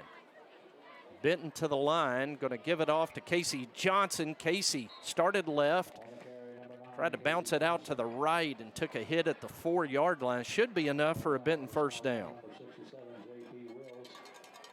Well, and I like our chances 1st and goal from the 5. That's pretty good odds for the Benton Panthers this year in the red zone. Connor Morgan back in at right guard. They've moved Eli Krebs over to left guard. Give Elijah Harris a break on this drive. 1st and goal, Benton. Snap rolls back to Strand Smith. He's retreating, and he is going to be snowed under back at the 15-yard line. Leroy and Johnson combine on the sack as that play blown up from the snap. Yeah, just snap back there, rolling around on the ground. Strand did a good job of getting it picked up. Hindsight 2020, he probably wishes he'd just jumped on it and taken a small loss, but Siloam Springs did a good job covering on that. So 2nd and goal from the 15, another bad snap. Strand's having to improvise. He does to a wide open Cam Harris for the touchdown. Wow. That was a great improvisation right there. And Cam's a good I'm going to tell you right now, Cam does not get tackled very easily. He's a solid, really solid receiver. I mean, just built. Like, look at this. He takes a pretty good shot here, but he's into the end zone. Christian Ledeker, the senior safety, came over and put the lick on Cameron Harris, but it is Cam's 2nd touchdown of the first half. And the extra point is good. 7:18 to go in the first half. Benton leads at 31-3 over Siloam Springs. This is Benton Panther football on the Benton Football Network. Congo Fireplace and Patio has been Benton's go-to place for all your hearth needs since 1920. Stop by now and see over 20 live burning displays. With the South's largest selection of gas logs, gas inserts, and wood-burning stoves, Congo has what you need to heat your home this winter. Get any accessory you need for your fireplace and stove in one place. Plus, see the largest selection of pellet stoves. With over 90 years of combined sales and service, there's no other place to shop. Hamilton Family Dentistry, dental care that grows with you. We're family owned and are ready to provide dental care for your family. From your newborn baby to your great-grandparents, we see them all. Give us a call at 653-2422 or come visit us at 2422 Spring Hill Road. Benton took the gift, Dio, that Siloam presented to them by not fielding the kickoff. Jack Woolbright covered it for the Panthers. And Benton goes 4 plays, 14 yards in a minute 31. Cam Harris with his 2nd receiving touchdown of the first half. Benton leads at 31-3. Again, the ball hits the turf. And this time, Siloam Springs picks it up. And that time they had Nick Driscoll back there. And it's going to be Siloam ball at the 23. Man, these kickoffs are becoming adventurous. I'm going to tell you what, that is such a dangerous kick because it comes in high. And then it's short enough that the kid can't really get to it, so it's bouncing. And that's what almost got him, is that bounce was almost way over his head. So we've seen Siloam recover an onside kick. Benton get a kick recovery that was unintended. 7:17 to go in the first half. Benton leads 31-3 as Hunter Talley throws. And a bobbling catch made by Jonathan Graves over the 40 to the 43-yard line. It's going to be a 20-yard gain. Chris Bernard on the tackle. Another good play by Chris Bernard coming over to help out from his safety position. Recording yet another tackle. He's had several tonight in addition to that pick 6. First down Siloam. Talley throws wide of Patrick Church. Pervarius Perkins in coverage for Benton. It's incomplete, and it'll be 2nd down. Now we've got a penalty and an illegal shift against Siloam. We'll back them up.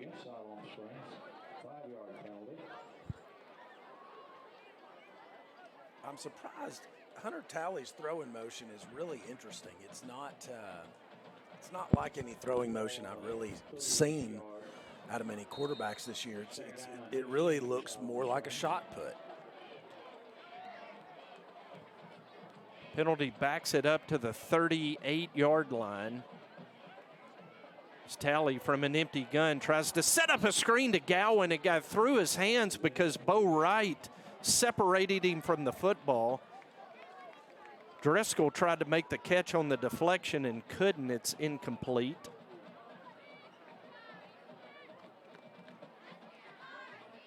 It'll be 2nd and 15 for Siloam. At their own 38-yard line, Benton leading 31-3 with 6:54 to go in the first half. McNeely moves to nose man. Alvarez and Goodwin are the ends. Panthers bringing the heat. McNeely couldn't bring him down. Tally pointing downfield, throwing downfield, and he overthrows Driscoll. Woolbright in coverage, and a late flag comes in. I wonder what they're going to get him for. It looked like I see one of the refs with his hat off, which means the receiver went out of bounds. But I wonder what they're going to call here. Yeah. They're going to wave off the flag, call it incomplete, and it'll be 3rd and 15 for Siloam.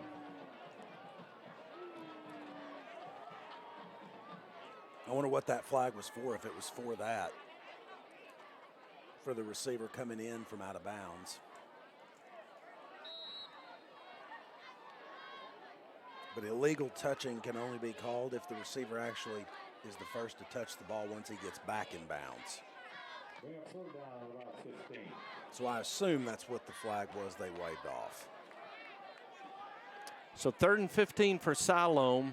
5 receiver set. Tally looking right, scrambling to the right, throws underneath to Lashley, and Lashley is going to be tackled by Bo Wright at midfield. They needed 15. They got 12. It'll be 4th and 3. He did a complete somersault when Bo Wright came in, and Bo Wright looked very similar to Kane Simmons, just coming into the screen at full speed and doing that submarining style of tackle. 4th and 3 at midfield. Siloam's going to go for it. Tally takes, looks, throws. It's batted away. Great coverage by Jack. That's right, Jack Woolbright. In stereo. With some great coverage out there. And I think I heard Mason holler from the production truck. Probably did. But that was great coverage. Jack did a good job. And that out route is such a tough route to cover. So the Panthers will take over after the hold on 4th down. Dio, since that 17-play, 76-yard drive on their opening possession, the PDC has been in lockdown mode. Yeah, they have played really well. That first drive, I don't know if maybe they just weren't expecting, or I really don't have a reason, because the Siloam Springs has still executed some stuff, but just not been able to keep a drive going. Benton having a hard time getting set on this first down play, so Brad Harris calls timeout. We'll take it with him. 6:37 to go in the second quarter. Benton leads 31-3 tonight on the Benton Football Network. Merchants and Farmers Bank is built around hard work and dedication, offering the big bank products but small bank friendly, building relationships one customer at a time. We invite you to be next. Stop in today at the corner of Spring Hill and Highway 5 in Bryant, or our newest branch opening soon in downtown Benton, where you'll find that your experience here matters. Visit us online at mfbanknet.com or find us on Facebook. Member FDIC, Equal Housing Lender. Jones Heating and Air, located at 520 Edison Avenue in Benton, specializes in residential, commercial, and new construction HVAC systems and offers 24-hour service. Jones is a proud supporter of Benton Panther Athletics, the Saline County Boys and Girls Club, and youth sports at Benton's Riverside Park. Find out more at jonesheatingandair.com or call 501-778-3324. First down pass to Drake Womack beyond his diving reach at the Siloam 35. It'll be 2nd down and 10 for the Panthers. First time we've seen Strand go to Drake tonight. He had a couple of touchdowns last week. Yeah, Drake Womack, another compliment to that. That's a really strong receiving group right there. And Drake Womack, moves back to Benton or moves into Benton, I guess. I don't know that he ever lived here as a Moved back. Was it back? Okay. I couldn't remember if he was here when he was younger or not. Second down and 10. Strand looking right. Throws Andre Lane. Catch over the 40, 35. Hurdles a man down to the Siloam 29. A gain of 21 and a Benton first down. Great pass. I was a little bit worried. I saw those maroon jerseys over there. We're wearing the white ones. Quick screen out to Andre Lane, tiptoeing down the Benton sideline. And Andre going to be near another first down inside the 20-yard line. They're going to mark him right at the 20. That's 9 yards, Dio, in quick fashion for Andre Lane. Yeah, that little play out there. And Andre's so dangerous. If you give him a little bit of space, he's got those twinkle toes. Pearson, Lane, and Womack to the left. Cam Harris to the right. Cam with 2 touchdowns already in the first half. Strand pumps. Strand looking for Womack. Oh, he almost made an incredible one-handed catch. Well, that was almost an incredible catch. Went up and tipped it to himself almost, but just couldn't hang on to it. So it's now 3rd down and 1 for the Panthers at the Siloam 20-yard line. Benton leading 31-3. 5:45 to go in the second quarter. Offense looks to the sideline. Now they're going to get in position. Brandon Johnson is the running back to the right of Strand Smith. Drake Womack, the H-back, is going to motion to the right. And Brandon going to run behind him for the first down and more inside the 10-5. Touchdown, Brandon Johnson. 20 yards, Brandon Johnson to the end zone. Yeah, great run by Brandon Johnson. Great blocking by the offensive line. This is more of what we expected to see the score be. 37-3. Now probably about to be 38-3. So Brandon with his second touchdown of the first half. Lucas Wilbur's extra point gets it to 35. Benton leads at 38-3 with 5:37 to go in the second quarter tonight of Benton Panther football on the Benton Football Network. You ready for this? Home field advantage is such a huge deal in football, and I think it's a huge deal in the mortgage world too. That's why we're a local company. We have in-house processing and underwriting, and that enables me to make sure that my customers have a great experience from kickoff to the closing table. And that's just what we want to do, is give them a great experience. With Cornerstone Home Lending, you'll always have the home field advantage. Text DIO to 36260 to get started today. It's Friday, so Panther fans are thinking about our friends over at Riverside Grocery. Everyone knows about their catering that's good as grandma's, but their breakfast and lunch are becoming a Saline County tradition. Deer season's just around the corner, and Riverside's also your headquarters for feed and game processing. So whether you're gassing up or grabbing those essential tailgating supplies, Riverside Grocery has everything you need. Drop by Riverside and start your weekend right. Benton leads at 38-3 with 5:37 to go in the second quarter. Dio, since it was 3-3, one of your keys to victory was don't let off the throttle, and the Panthers have not. No, they have not let off the throttle whatsoever. Siloam is going to have it after the kickoff at their own 27-yard line. And Hunter Talley and Brendan Lashley, that first drive, that 17-play drive, burned Benton a little bit, but boy, the PDC has really clamped down since. They've been in total lockdown mode. First down and 10 for Siloam Springs at their own 28-yard line. Talley going to swing it out to Lashley. Boy, they just tried to get the big guy ahead of steam, and Panther defense locked down on him right there. Just a minimal gain of a yard. Yeah, and see, that's what's been happening is they had some success with those same plays that first series, but since then they just haven't been able to have success with them because Benton is in position now. See Ship and Bernard locked in on the slot receivers. Pressure on Talley. He's going to be dropped from behind by Bo Ridey. Got rid of the football as he was falling to the turf, and we're going to get our second intentional grounding of the first half. Well, Bo Ridey has had a great first half. He has. You know what? Both my picks to click, actually. I've had a really good first half on that. I haven't been. I'm down this year. I'm not leading. Freddie came out of the gate hot. He came out of the gate hot. But you know what? It's October now. Today we say goodbye to September. We're in October. We'll start to see the pink socks as this is Breast Cancer Awareness Month. So we'll see the pink gloves and pink socks and all that stuff come out. Also the month of Oktoberfest, Freddie. You ready to head to Germany? Okay. Well, I'm sure there's some Oktoberfest celebrations around Arkansas.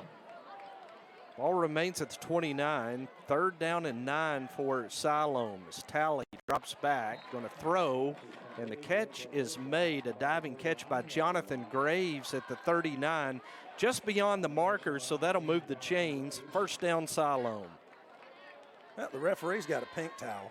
See, there's some of the pink starting. 1st down give off to Jed Derwin, and Derwin is going to pick up 2 yards. Peyton McNeely at the bottom got a hold of a shoestring and wouldn't let go.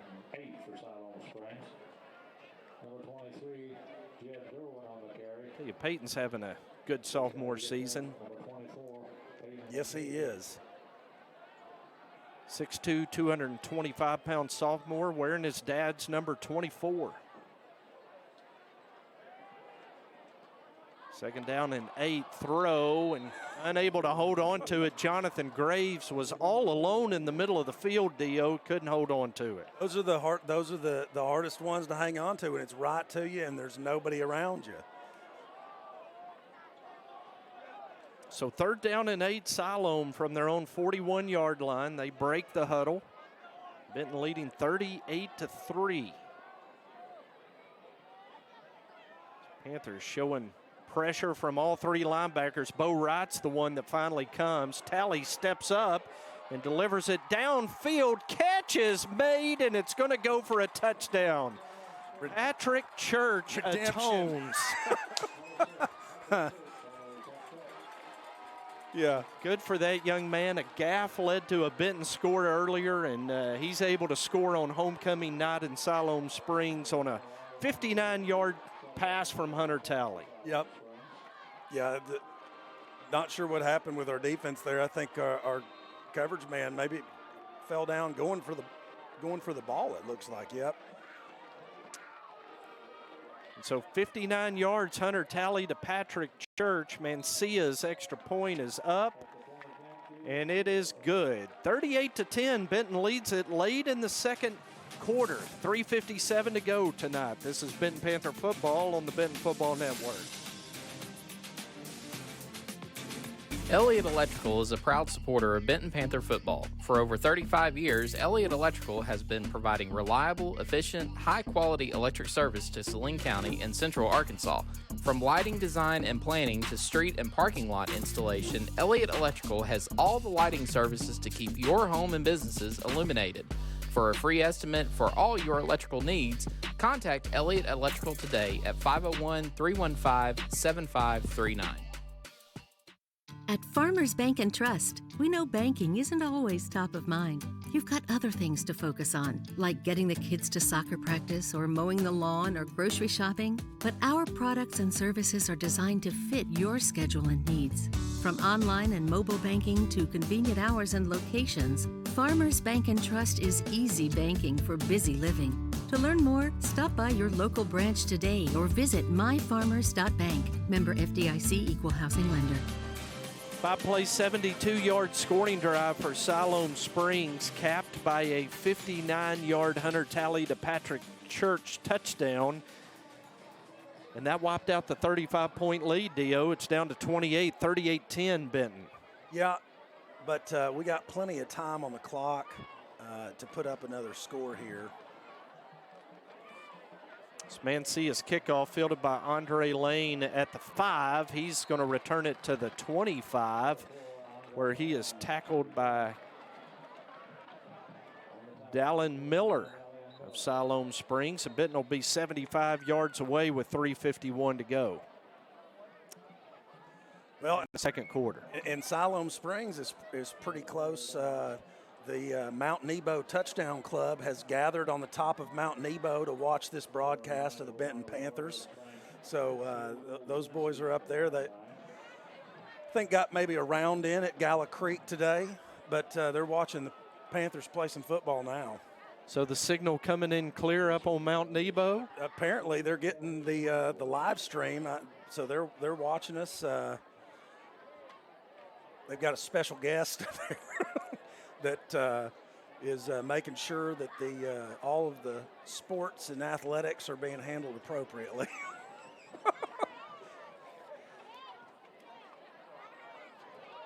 There's a delay on the field momentarily, 3:51 to go. Mickey Duval sending us a halftime score from Russellville. It's Russellville 14, Van Buren 0. Wow. At halftime. That's an undefeated Van Buren. Do we have an update on that Little Rock Parkview Lake Hamilton game? Well, let's just punch up the out-of-town scoreboard right here and see what we can find, as there's a delay on the field is being helped to the Siloam sideline is an injured Siloam Springs Panther, and we did not have his number on the roster that we were given.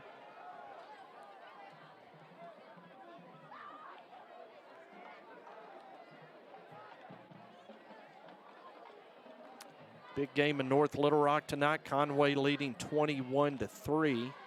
Greenwood leads Mountain Home 24-7 at halftime.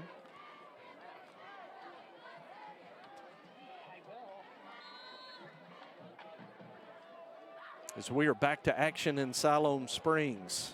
Strand Smith takes a snap, fakes the run, throws to Cameron Harris, makes the first man miss. Cam in the open field at the 50, 40. He's running away from Siloam Springs Panthers. Another score, Cam Harris, his third of the first half, this time 75 yards for Cam. Well, we can just go ahead and you can name that offensive MVP of the game right now after his first half. I mean, look at that. Just open field and just runs away.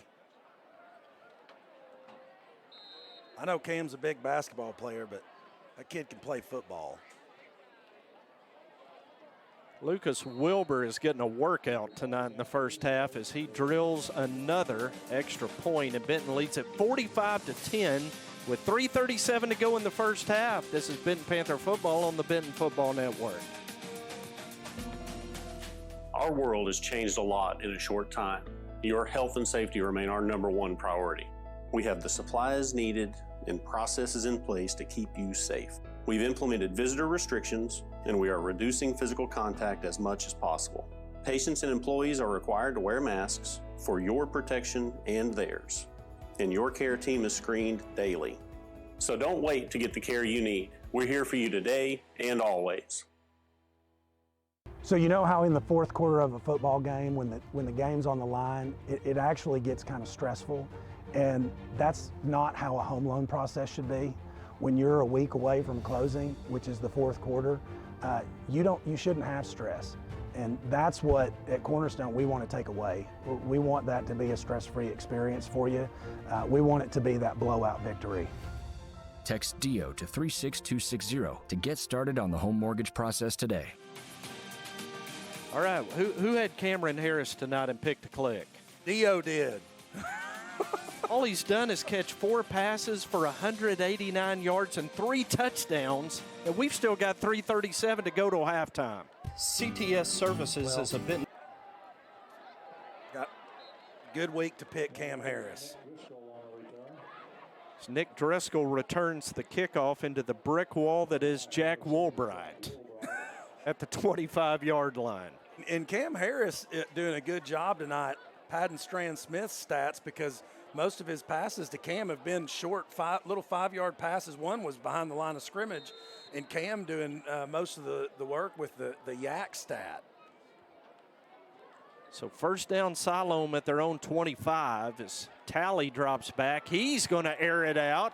He's got a man behind the Benton secondary. Kane Simmons is finally going to make the tackle of Jonathan Graves in Benton territory.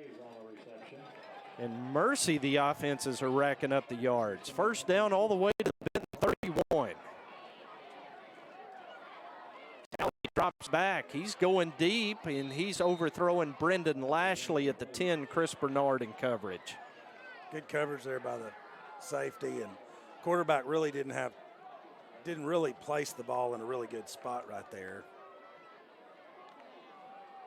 44 yards on that pass from Talley to Graves. It's 2nd and 10. Siloam at the Benton 31-yard line. One man in the backfield. Talley takes, looking right, sets up the screen to Derwin. He breaks a bow right tackle. He's in the Benton secondary. Jaden Collinette is finally going to get to him at the 14-yard line, but that's 17 more yards, and now Dio Siloam ripping off big yardage in chunks. Yeah, they found some success with that deep ball the last 2 drives, and now they've got us on our heels. Talley rolls to the right, throws on the run, catch, and the ball is knocked out of Stafford's hands. Jack Woolbright? That was Jack Woolbright with the forced fumble that trickled out of bounds.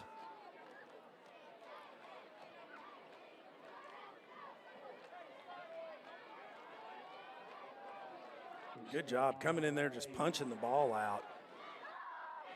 So it rolled out back at the 12-yard line, a gain of just 2. It's 2nd down and 8 for Siloam. As Talley bobbles the snap, now has to throw under pressure, and he wisely throws it away, incomplete. It'll be 3rd and 8.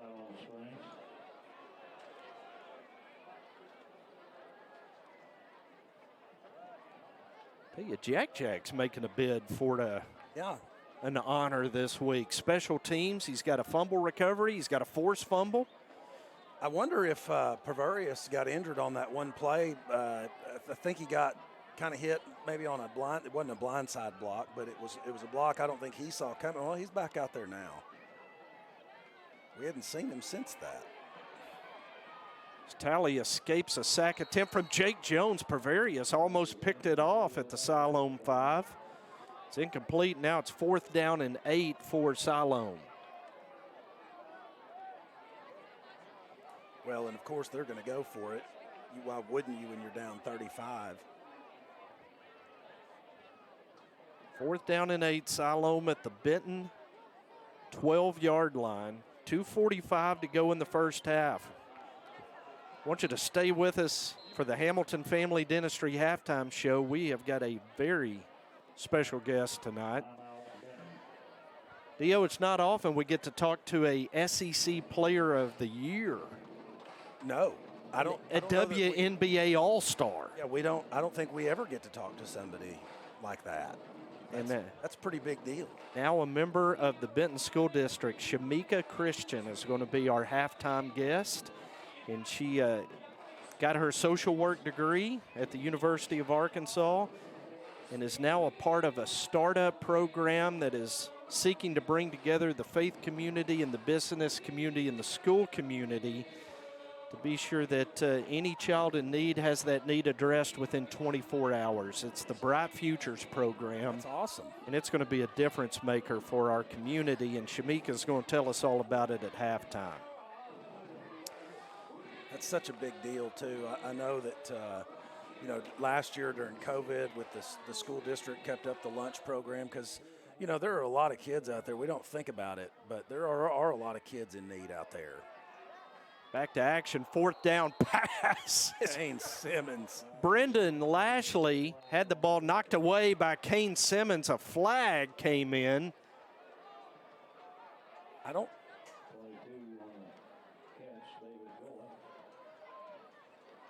they can't call targeting. No way. He is totally with the shoulder. He's like, no, this is high school. We can't call that. The white hat is explaining it to him.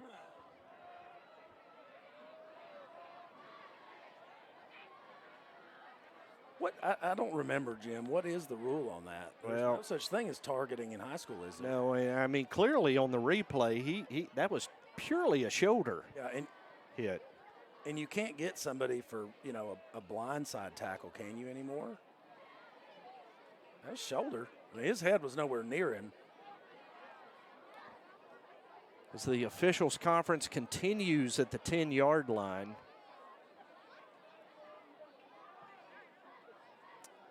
And now we are going to get an explanation from the white hat. Oh, my word. He did call it with ejection.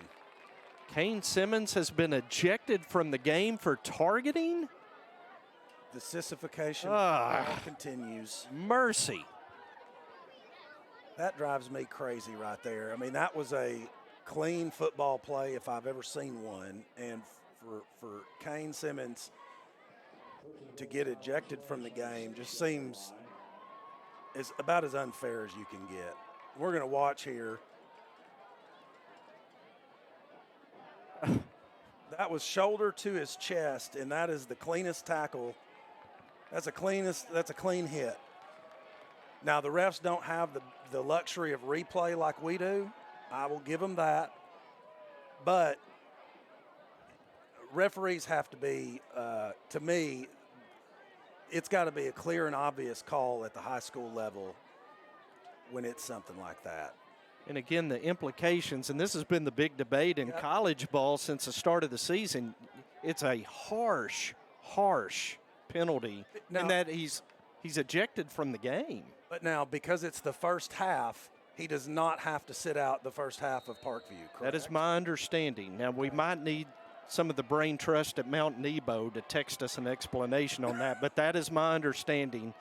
Is a penalty's going to make it 1st and goal for Siloam, and now Hunter Talley's getting fired up as he gets Benton to jump offside.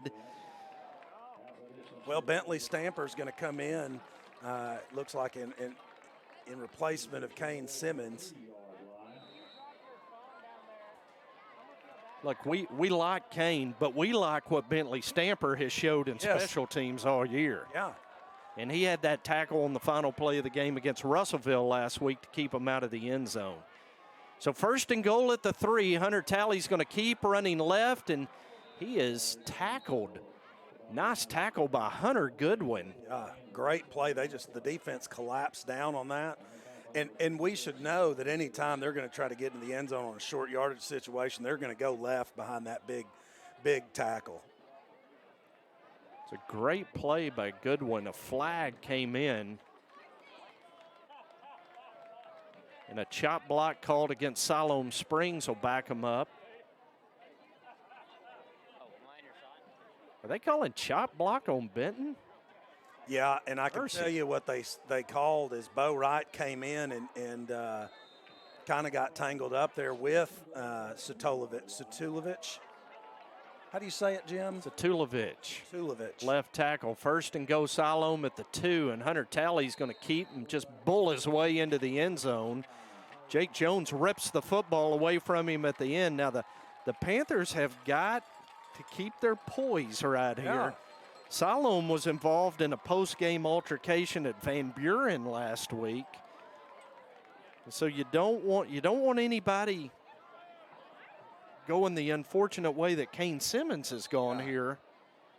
Well, when you're up 45-16.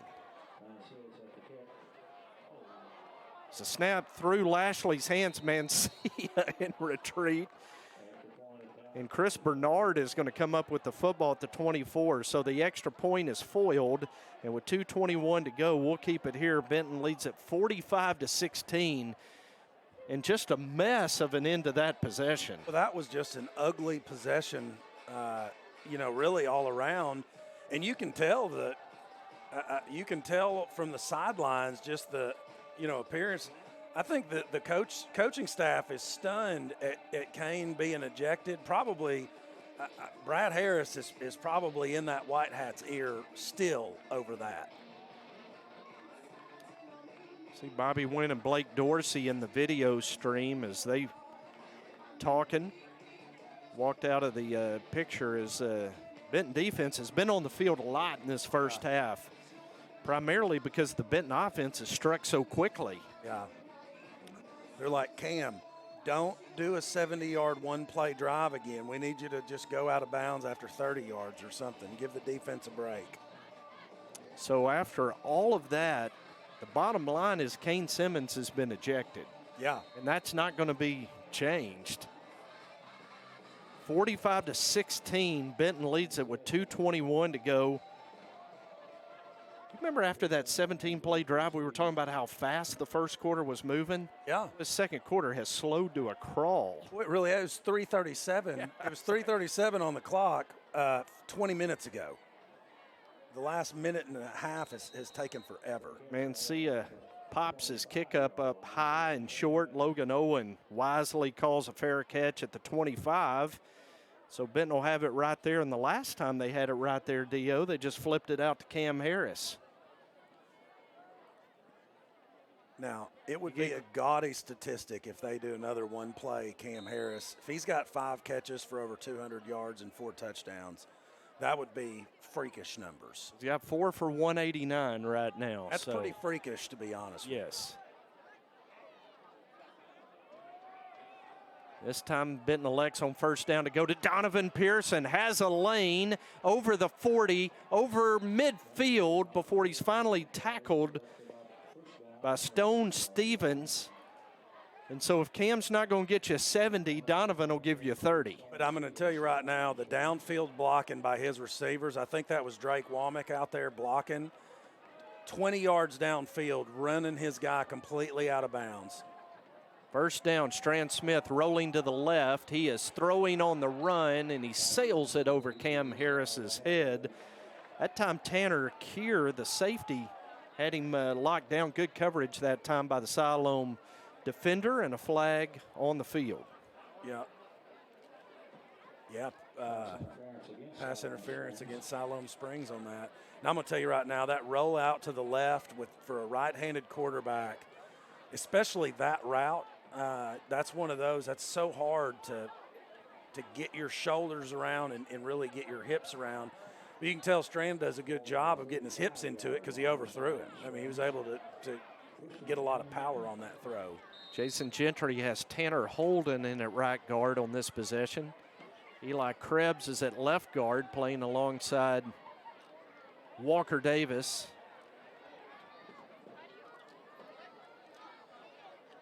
Actually moved Elijah Harris to center. Strand takes a snap, rolls to his left, looking downfield, throwing, and that time Cam bobbled it, held on to it, down. He's letting the ref know, hey, that's a first down. Yeah, down to the 21-yard line, first down Panthers as Cam picks up 14 yards on that catch. Yeah, we don't need to score super quick. Still, it's, minute 54 left. That clock is just not going down. Strand fakes to Brandon Johnson, rolls to the right, throws. Donovan Pearson makes a catch, stops, cuts back, now cuts back outside, lunges down to the 9-yard line. And I'm going to tell you right now, watching Donovan Pearson with the ball in his hands is entertaining as all. I mean, he stops on a dime, cuts back. But these kids they find their blockers, and they help set them up so well. First and goal, and Donovan this time is going to be hit and dropped for a loss. Nick Flack, the defensive tackle, made a nice play to drop Donovan for a loss back at the 16. Hey, don't take no flack, Donovan. There you go. Don't take no flack off that guy.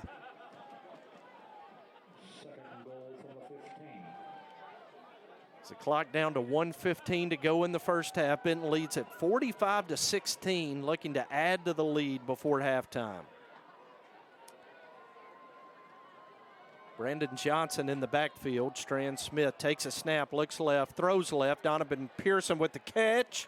Over the 5, stretches out to the 3-yard line. It'll be first and goal Panthers, third and goal because of that big loss. Mark Lopez on the last tackle. Third and goal at the 3. It's almost like they're featuring Donovan Pearson on this drive. It does, like every play is kind of designed to find him open. See what they do on third and goal. Well, they're going to give it to big Brandon Johnson. And Brandon is not going to find the end zone as Dallin Miller, the linebacker. Yeah, good linebacker play out of Siloam Springs on our running backs. They've done a pretty decent job of bottling them up on the inside. So 15 seconds to go. Benton leads at 45-16. We need a touchdown here to institute the sportsmanship rule for the 4th week in a row before halftime. Brad Harris takes the timeout. Yeah. 4th down and goal at the 2. What's Coach Ray cooking up here, Jim? What do you think? It's going to be an RPO, I think. For my money, where's Cam Harris? Hey, jump ball.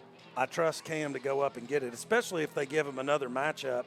Now, I noticed that on the last play, they had him matched up against Tanner Kier. Yeah. Well, and didn't they have – it looked like they had put one of their wide receivers out there on defense at one time. Jonathan Graves, number 19, the tall receiver, is who I thought at one point, but I may be mistaken. He's a big 6'3" receiver. So we'll see what Justin Ray and Brad Harris have cooked up on this 4th down and goal at the 2. Ball on the left hash mark. Brandon Johnson in the backfield. They motion Donovan Pearson to the right.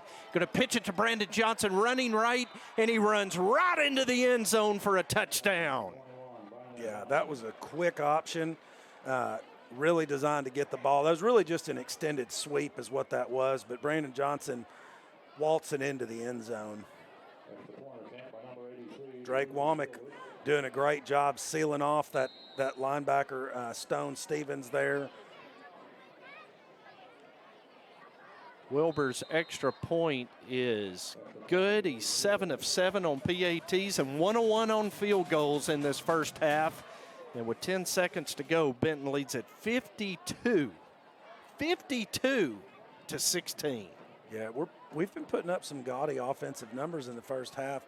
Now that 129 to outscoring opponents 129-9 in the first half is going to be, we've allowed some more points than we have the past several weeks, but still for the offense, 180 points to, 25, it's pretty good. Yeah.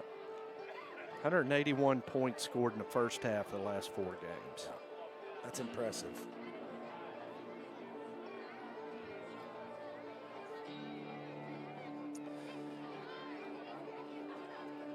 And now, luckily, they don't really have enough time to score here, so. Stress-free second half? Stress-free second half. But don't let off the throttle. You can't let off the throttle just because, you just can't. So Lucas Wilbur will kick off. And a whistle blows it dead before really got started. Lucas did kick it, I tell you. He kicked it well. He may need to see T.J. Watt at halftime. I imagine that leg is getting awfully tired between the kickoffs and the extra points and the 1 field goal in this first half. Has been a little overzealous that time offside. Going to have to kick off from the 35. 35-yard line. What I want to know is, why did they blow it dead? How did they blow it dead before he even really kicked the ball? I guess somebody, it was a delay of game. Lucas will put his foot into it, and this one fires on all cylinders, fielded at the 12-yard line and returned by Nick Driscoll to the 29-yard line. 5.6 seconds to go in this first half. Chris Bernard gets his name called for a tackle in special teams.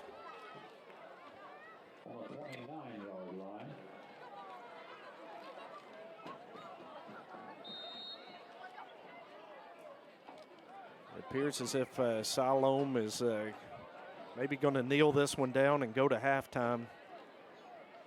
Down 52-16. That's exactly what they're going to do. So we have finally reached halftime tonight.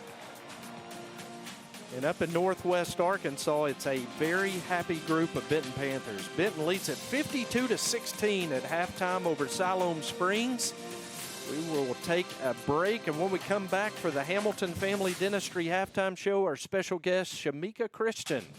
This is Benton Panther Football on the Benton Football Network. Hi, I'm Susie Everett, inviting you to come see us at Everett Buick GMC and discover the Everett difference.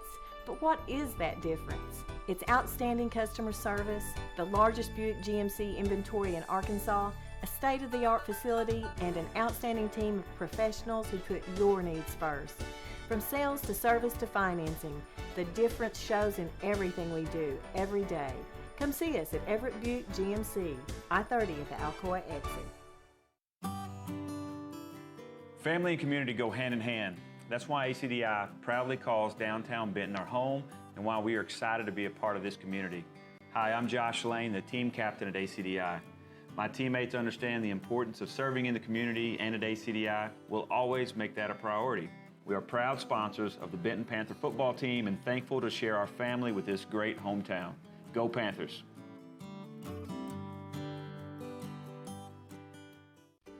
Allied Glass is a full-service glass shop located in historic downtown Benton. Allied Glass is a third-generation business and family-owned and operated since 1967. Mirrors, shower doors, commercial storefronts, tabletops, screens, plexiglass, and much more. For all your glass needs, call Allied Glass at 501-778-6244, located at 115 East Sevier in downtown Benton.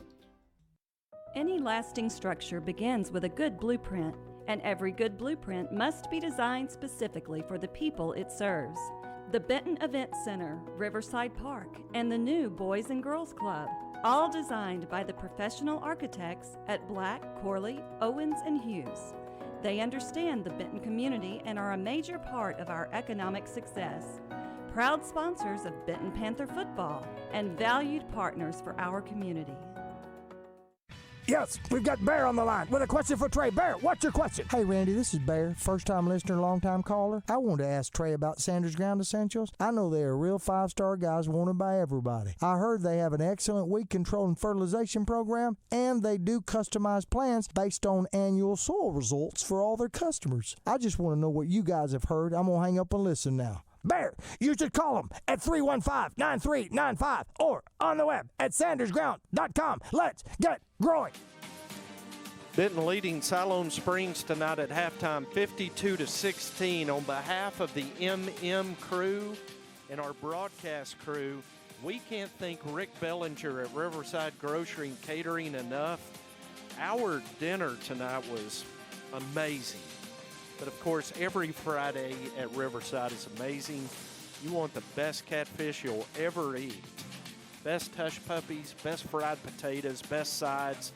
Riverside Grocery and Catering, Rick Bellinger and his crew, they are the absolute best.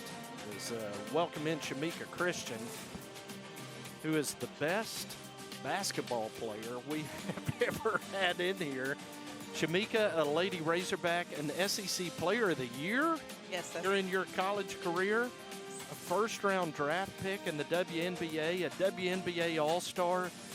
Before we talk about what you're doing right now, maybe give us one or two big highlights from your college career and your WNBA career. My college career would probably be my sophomore year. Right around the SEC tournament, going into the NCAA tournament, there was a game that I scored 40 points. That was a big highlight. I actually scored 28 in one half. We were down by like 20 plus at halftime.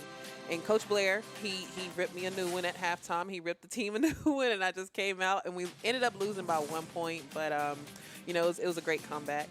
And then the highlight, oh gosh, I have a lot for the WNBA. I guess the biggest one would probably just be the night I got drafted. I will definitely say that because I was horrible when I started playing basketball when I first started out. So for me to, actually put the time and dedication, the hard work and things like that into it and become a professional athlete and get paid to play basketball, that was definitely a highlight. You were drafted by New York.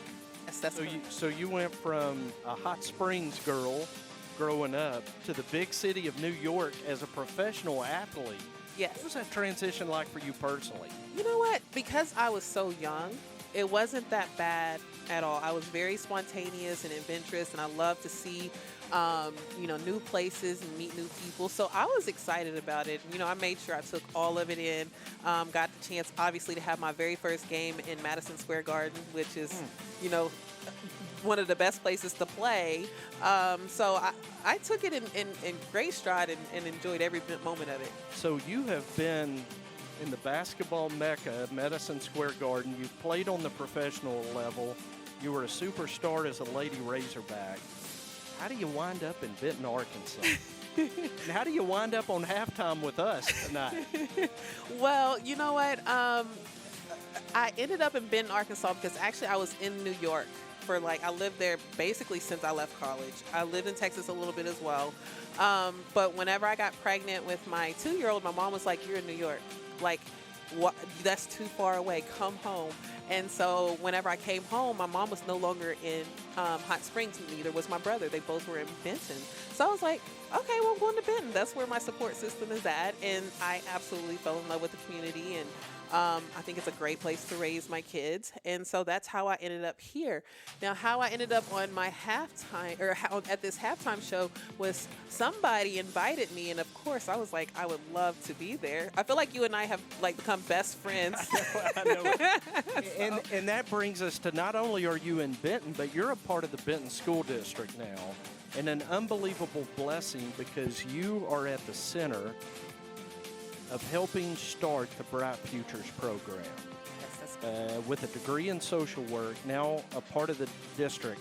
I want you to introduce the community to what Bright Futures is all about.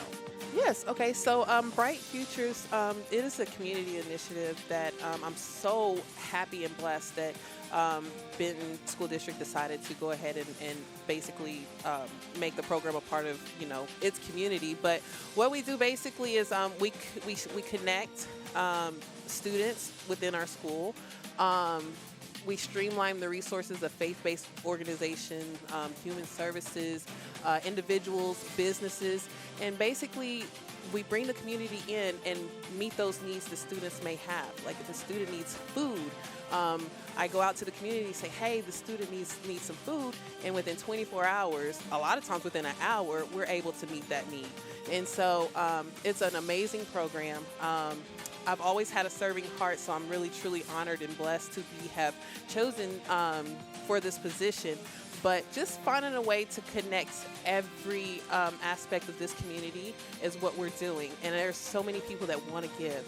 And there's so many businesses or churches that are already giving and they want to help, but they just didn't know how. And now Bright Futures is there to kind of bridge the gap that was, there.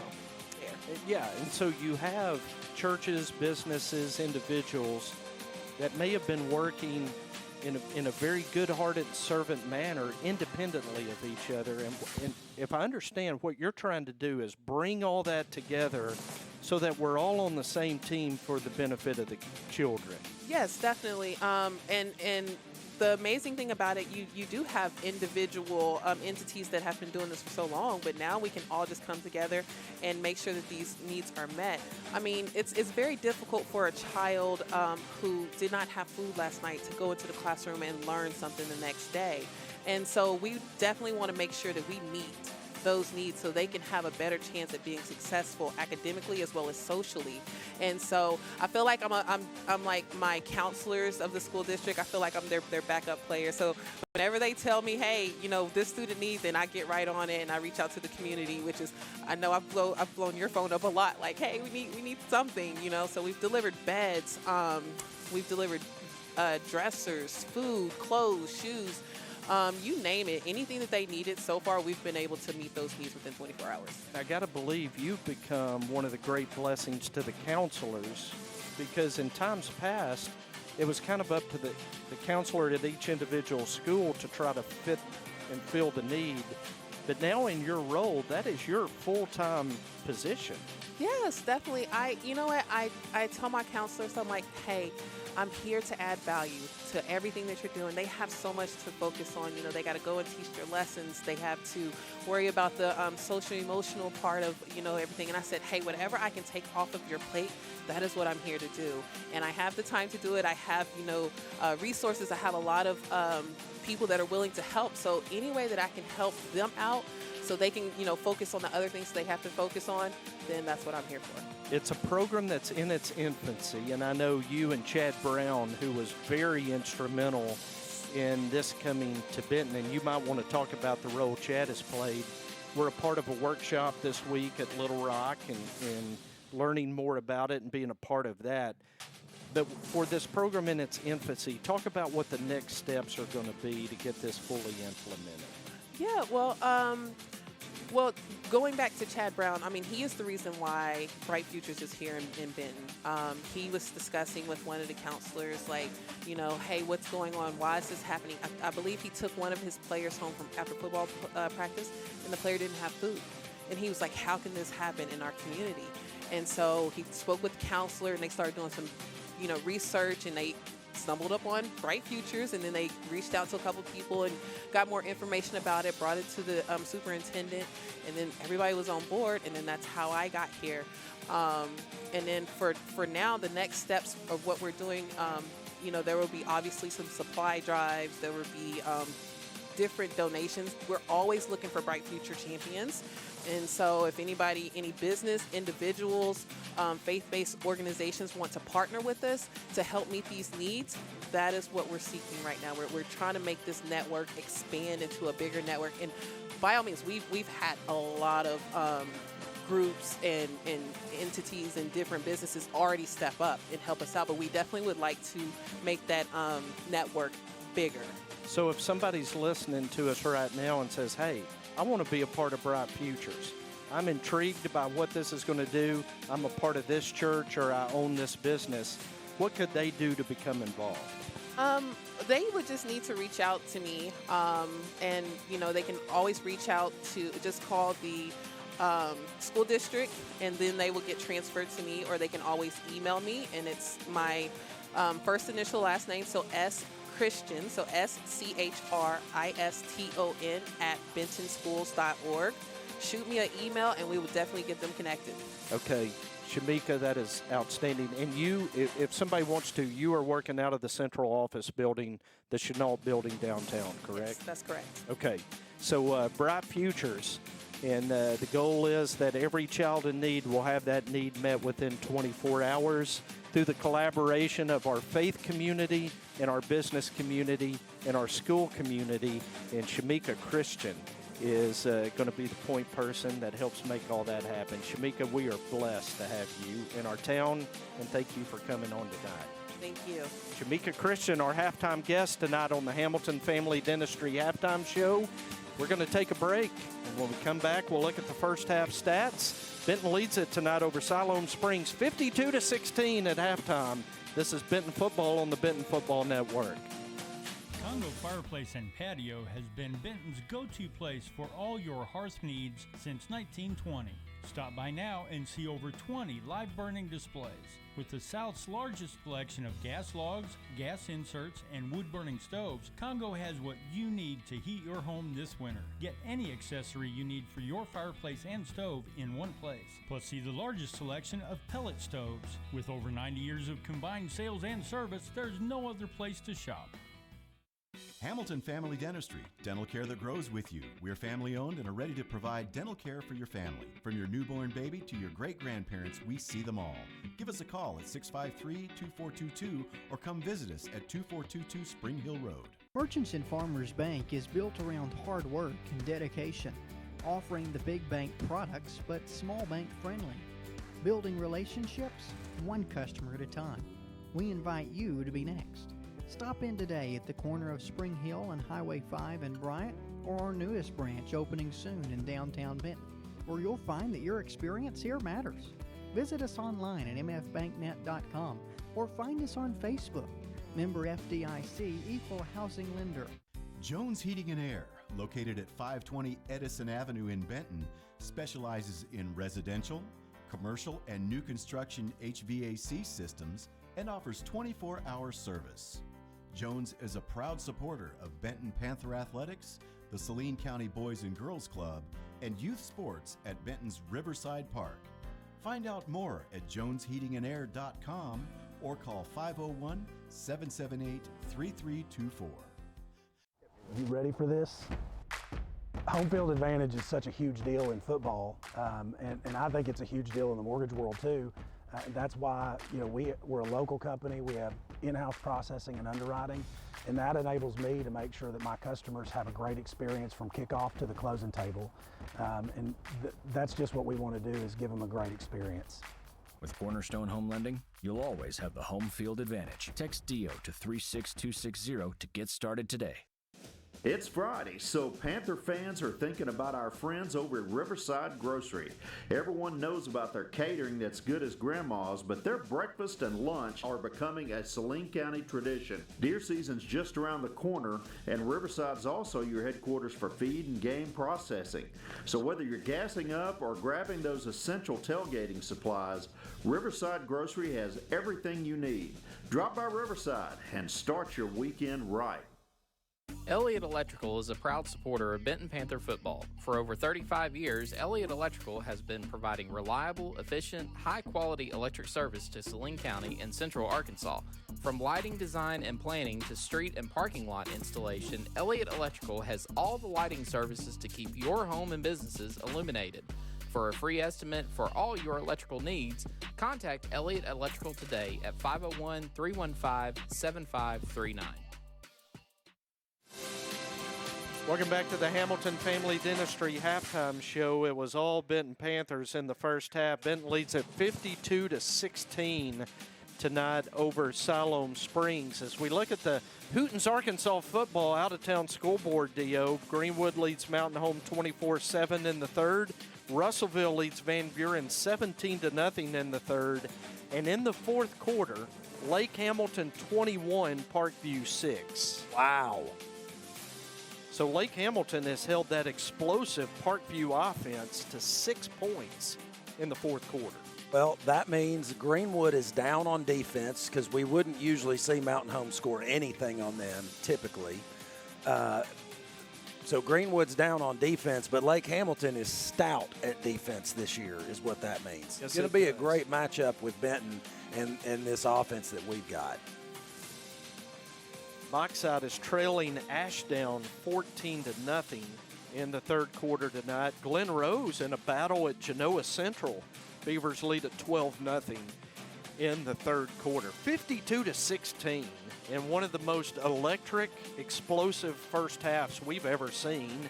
Yeah. Out of a Benton offense that rolled to 404 yards of total offense in that first half. Yeah, pretty impressive performance by the Benton offense. And we talk about Cam Harris. I know he had 5 catches because he got another one. So I don't know how many yards that was for, but he was at 189, so he was pretty close to 200 yards receiving just in the first half. All right, if Morgan will punch those stats up for us.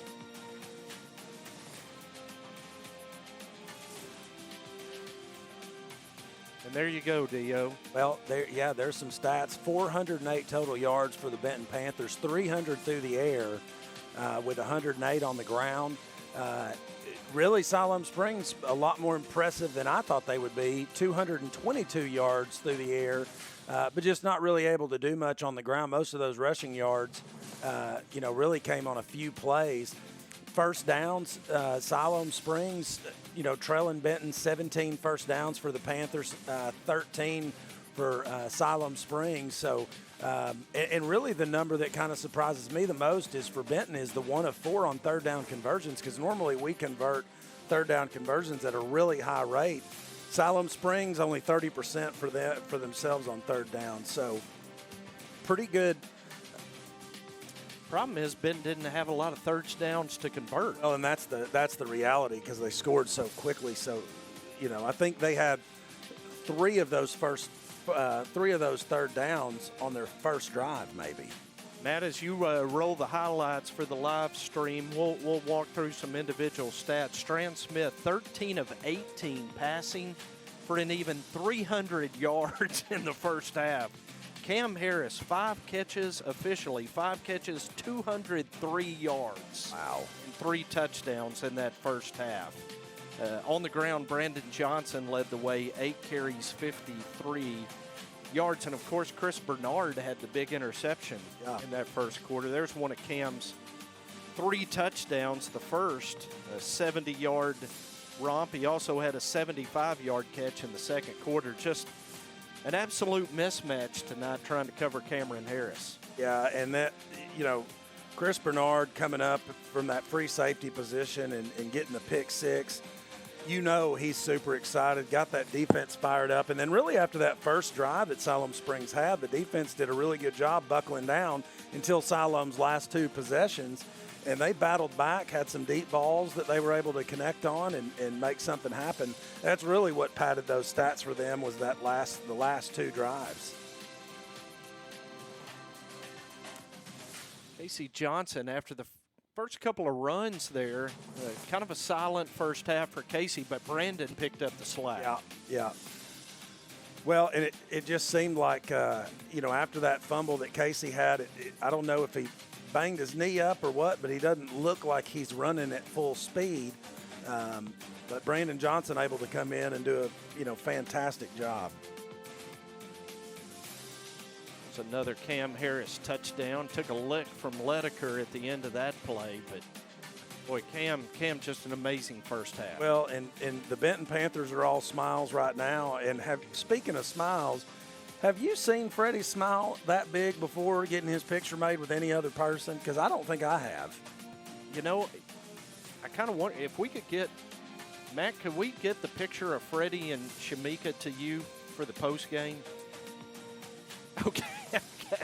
Yeah. I mean, all of Benton needs to see those pearly whites he was flashing, don't they?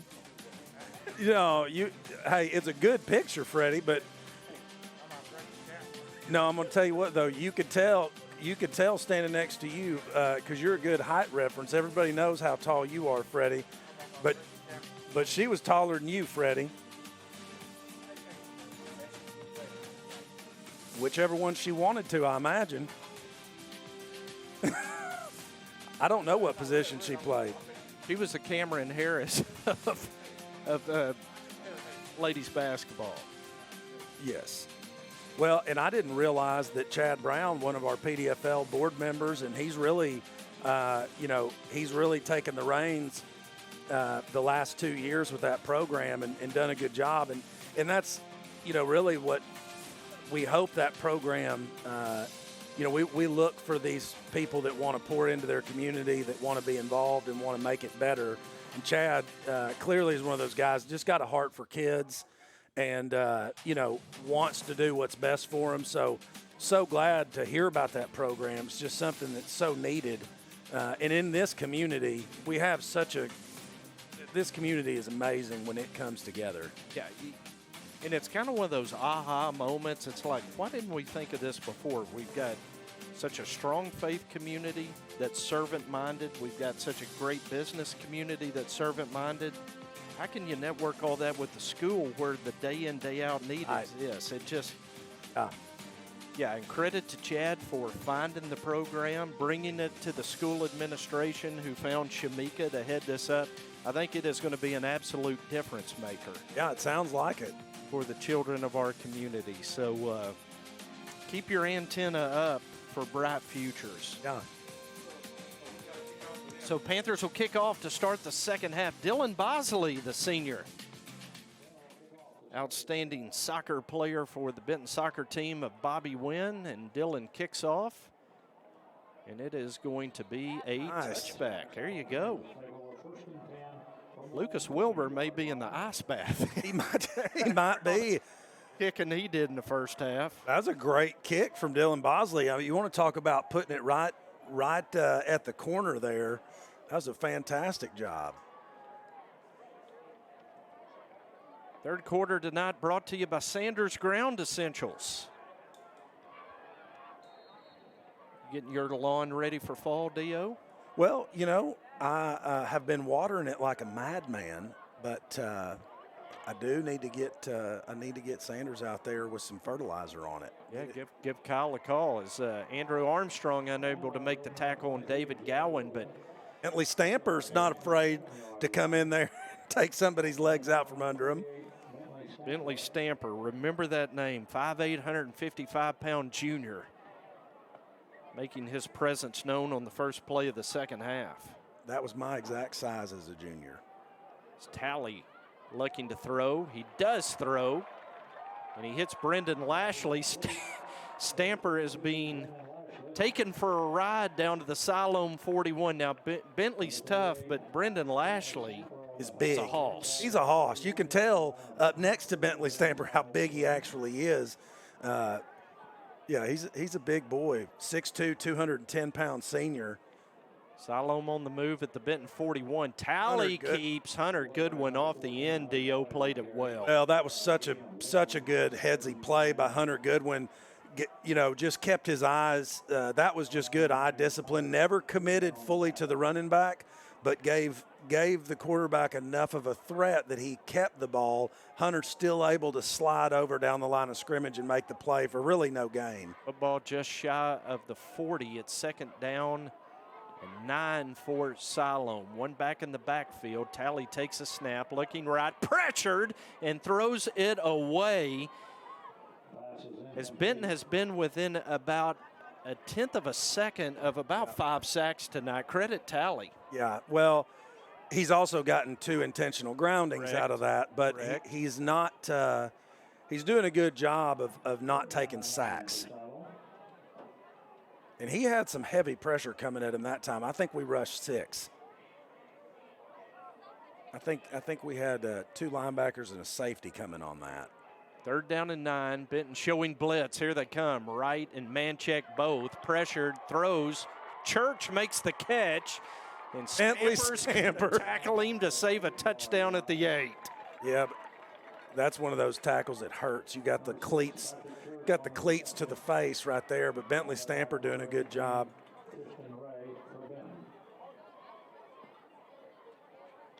Bentley doing his best Kane Simmons imitation back there at Bandit, huh? First and goal, Siloam at the Benton 8-yard line. Benton leads at 52-16, opening possession of the second half. Tally fakes to Gowan. He's rolling. He's hit as he throws. And Church with a diving attempt. Jack Woolbright in coverage for Benton made an effort at the ball as well. So it'll be second and goal as the clock continues to run. The sportsmanship rule in effect with Benton leading 52-16. I love the sportsmanship rule. Helps me get to bed on time. After a big travel day, Man, I'm going to tell you what. It was a big travel day. A little delay at the airport due to the rain. Second down, fake to Gowan, throw. Brendan Lashley makes the catch for a Siloam touchdown to open the third quarter, and that'll make it 52-22 with 8:39 to go in the third quarter. Good throw and catch right there.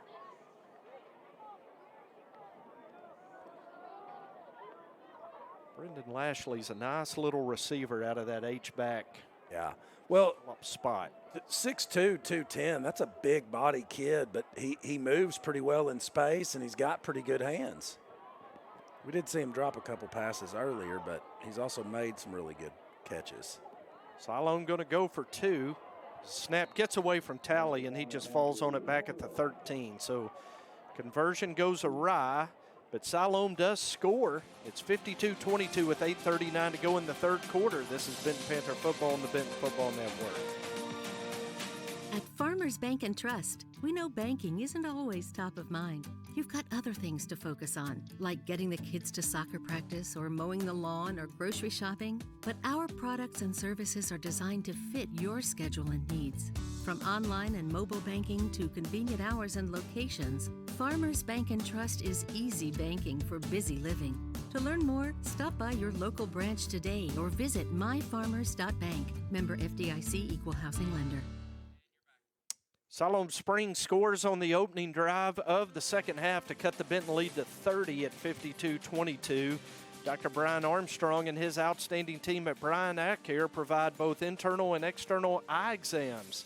Dr. Armstrong has served on the board of the Arkansas Optometric Association recently as its president. He's also been honored for 9 consecutive years as Reader's Choice Best of the Best optometrist for Central Arkansas's 12 counties. Bryan Eye Care has served Saline County for 21 years and is located at 2900 Horizon Drive, Suite 15. Bryan Eye Care, helping you see eye to eye with your doctor. Ronald Mancia to kick off for Siloam. And he is going to pooch it high to the near side. Logan Owen fields it on the run and is going to return it up near midfield, just shy of the 50 at the Benton 48. Siloam's coaches complaining that Logan had called a fair catch, but they're going to mark it at the 48. Benton's 52 yards away from pay dirt again. Well, if he called a fair catch, nobody but them saw it. But then also the crowd is crazy. But most of that from the beginning of this half was me because I had boosted it up too much. Man, how good was dinner tonight? Man, that Riverside catfish, it's always on point. Always. Appreciate Rick and the crew providing dinner for us tonight. Now, Freddie said next time we get that, though, we got to have ketchup. Strand Smith to Andre Lane, just out of his fingertips at the 13-yard line. Boy, literally put it right at just at the very edge of his. I mean, that was about as close as you could come to one. So it was all Cameron Harris in the first half, trying to get Freddie's pick-to-click going here in the second half, huh? Trying to get you some points. We missed that ketchup on those potatoes, didn't we? Them skillet potatoes. Strand swings it out to Casey Johnson, makes a man miss, has blockers out in front. Down inside the 30, 20, down to the 18-yard line. Boy, Casey in the open field just glides, doesn't he? That's a good word for what he does. He glides, and he's able to switch directions without really doesn't ever slow down. All the way to the 19-yard line. Benton in the red zone with 7:24 to go. Flip it out to Cameron Harris. Here he goes. Cameron only going to reach the 14, and we're all disappointed it only went for 5 yards. Yeah, only went for 5 yards. 6 catches for 208 yards now. So, they're trying to get his average down. They don't want to inflate Cam's ego. They got to lower that average. 2nd and 5, they're going to fake to Cam, pump, Strand Smith pressured, and he's going to go down. As in on the sack, J.P. Wills, the senior defensive end, sacks him back at the 15, and it'll be 3rd down and 6. Well, they had that play. They had the play set up, but Donovan Pearson was well covered. They had him blanketed. He was bracketed with a safety over the top on that. So Strand, saw that and didn't release the ball and just got kind of ate alive by the pocket there. 3rd down and 6, Benton at the Siloam 15. Going to fake to Casey Johnson, throw to Cameron Harris, makes the catch. Cameron doing his best fullback imitation down to the 9-yard line. Just battling he looks like just lowering his shoulder, just taking hits, delivering hits. So 4th down and 1, Benton at the Siloam 10-yard line. Brad Harris leaves the offense out there. Drake Womack is the up back. To the left, Casey Johnson right behind him. Gets the carry. Wow, what a hole for Casey Johnson as he flexes in the end zone for a touchdown. I like how he flexed for like half a second because he didn't want to get a flag. That hole opened up. Casey kind of had to jump over it because one of their defenders just kind of plugged the hole in the middle and laid down there, but Casey not deterred. So the Panthers pick up right where they left off. Poor Lucas Wilbur's got a kick again, and he knocks it through with 5:43 to go in the 3rd quarter. It's now 59-22. Benton leads it. This is Benton Panther Football on the Benton Football Network. Our world has changed a lot in a short time. Your health and safety remain our #1 priority. We have the supplies needed and processes in place to keep you safe. We've implemented visitor restrictions, and we are reducing physical contact as much as possible. Patients and employees are required to wear masks for your protection and theirs. And your care team is screened daily. So don't wait to get the care you need. We're here for you today and always. 59-22, Benton leads it. Brad Harris had a lot of confidence going into tonight that his offense would have a great night, and they've been unstoppable tonight. They've been unstoppable the last 4 weeks, really. I mean, this month they have been unstoppable. I mean, we should put up 70 points tonight, at least. Dylan Bosley's kickoff. Dadgum, Dylan. Drills it into the end zone again. That's 2 for 2 on touchbacks. I'm telling you right now, he's got a leg on him. I didn't realize. Harry Benham would have told you that. Well, he would have told me that. Dylan Bosley is a senior, Freddie. Yeah. But, you know, that soccer program is developing a lot of good legs for kicking, and that's something that we've noticed in Benton. You know, our kickers have gotten better and better, and they're all coming out of that soccer program, either the school or the youth program. We may need to get Dylan and maybe Bobby Wynn on the Pasta Jack show this week as give off to Jed Derwin, and he carries 3 Panthers to the 33. If I was John Madden, I could have done the bumbling, stumbling. Exactly. That's what that kind of looked like. Chris Bernard in on the tackle along with Bentley Stamper. Zane Manchek's going to go to the sideline. Chase Harding, a sophomore, checks in at linebacker as they go back to the ground, and Harding immediately makes his presence known. Connor Jewell. Connor in there as well on the tackle at the 38. Connor gets congratulated for the tackle by going to the sideline. Yeah, it looks like they're going to, well, I don't know. I can't tell if they're trying to sub some guys in. Looks like there's some new faces out there. Brought Alvarez in, moved McNeely to nose. The throw to Lashley, and Lashley makes the catch to the 49-yard line. First down, Siloam Springs. Chris Bernard with another tackle.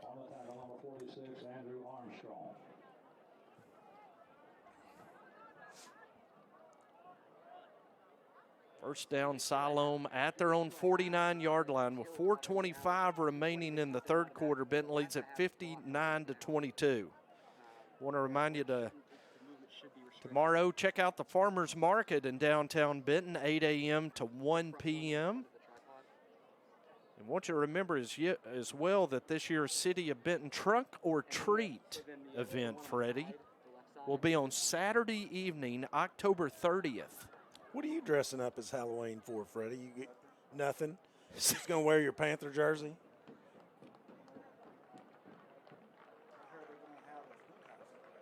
The spook house? I don't go through those. I don't like being scared. I'm with you, Freddie. Why?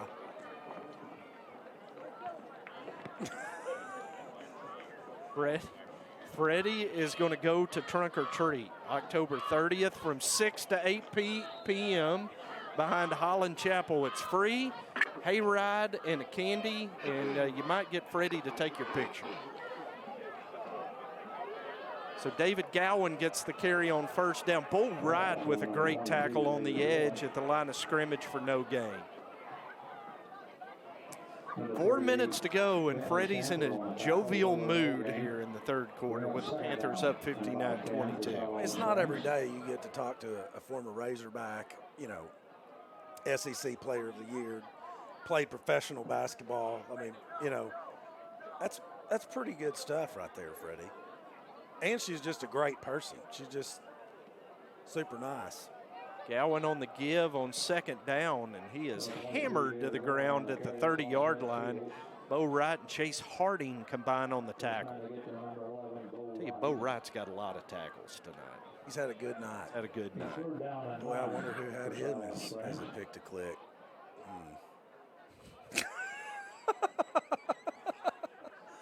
I've had a pretty good night, Freddie. I got Cam Harris. I got lucky. That was my lottery ticket. I remember 3:13 to go. Third down and 9 as Dio gloats. I'm gloating. Brendan Lashley makes the catch, and another guy who's made a lot of tackles tonight, Chris Bernard, tackles him at the 50, enough for a Siloam first down. Yeah, I remember when we used to play Greenbrier, and Zach Wallace, I think, Zach Wallace, and then it was a couple years before that, before Zach, our running backs always seem to have almost 300 yards on the ground. Howley throws, catch made at the 31. Nick Driscoll on the catch. And Chris Bernard with another tackle. I've got him for 8 tackles and, of course, a pick 6. Pretty good night. He's probably got more than 8 tackles. We're usually quite a few behind doing this cold as Talley throws it out to Stafford. Jack Woolbright with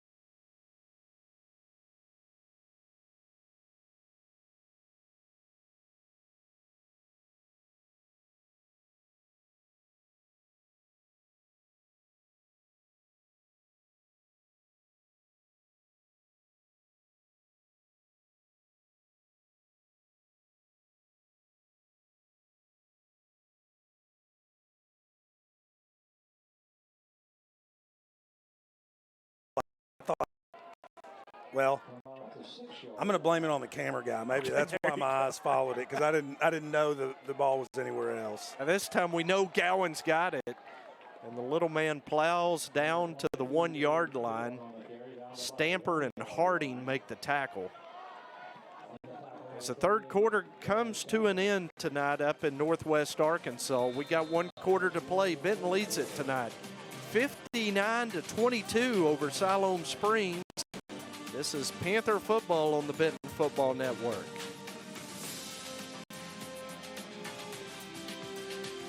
So you know how in the fourth quarter of a football game, when the game's on the line, it actually gets kind of stressful, and that's not how a home loan process should be.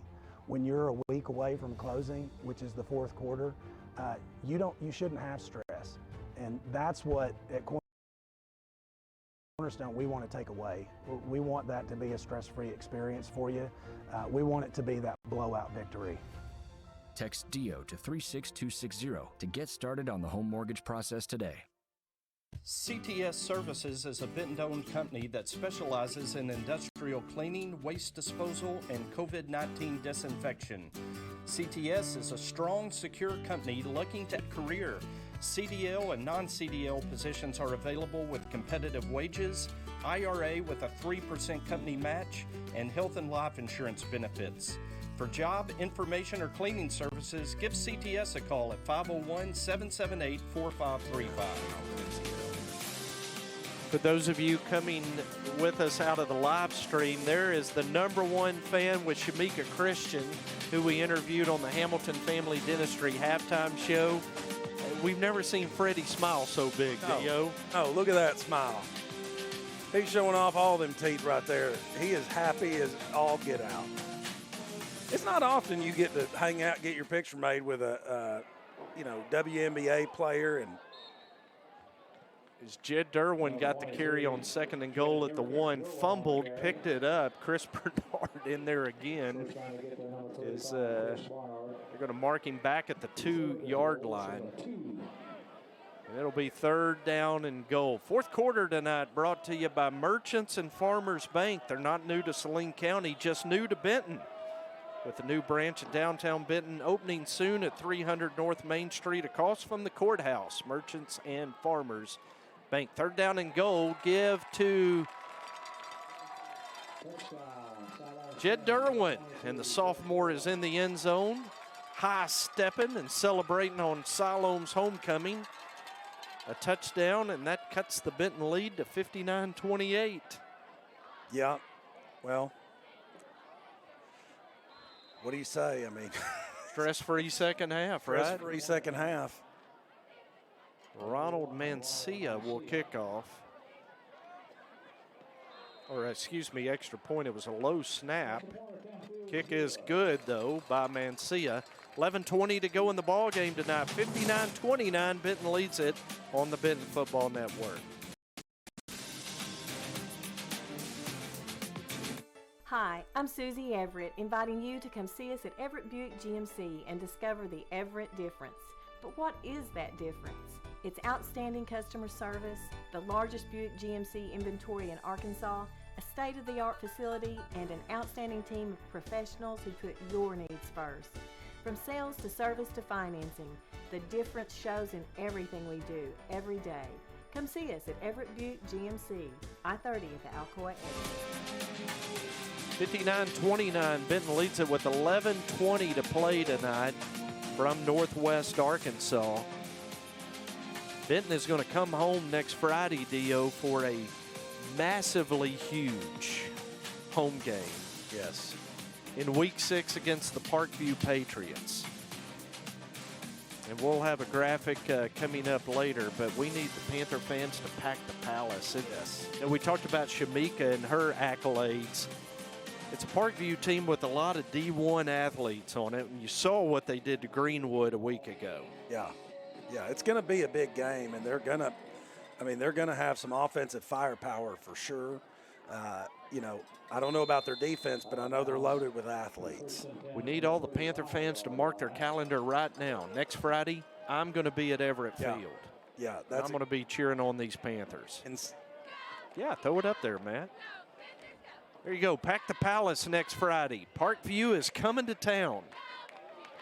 A Brad Bolding team that was down 21-6 at Lake Hamilton at last check.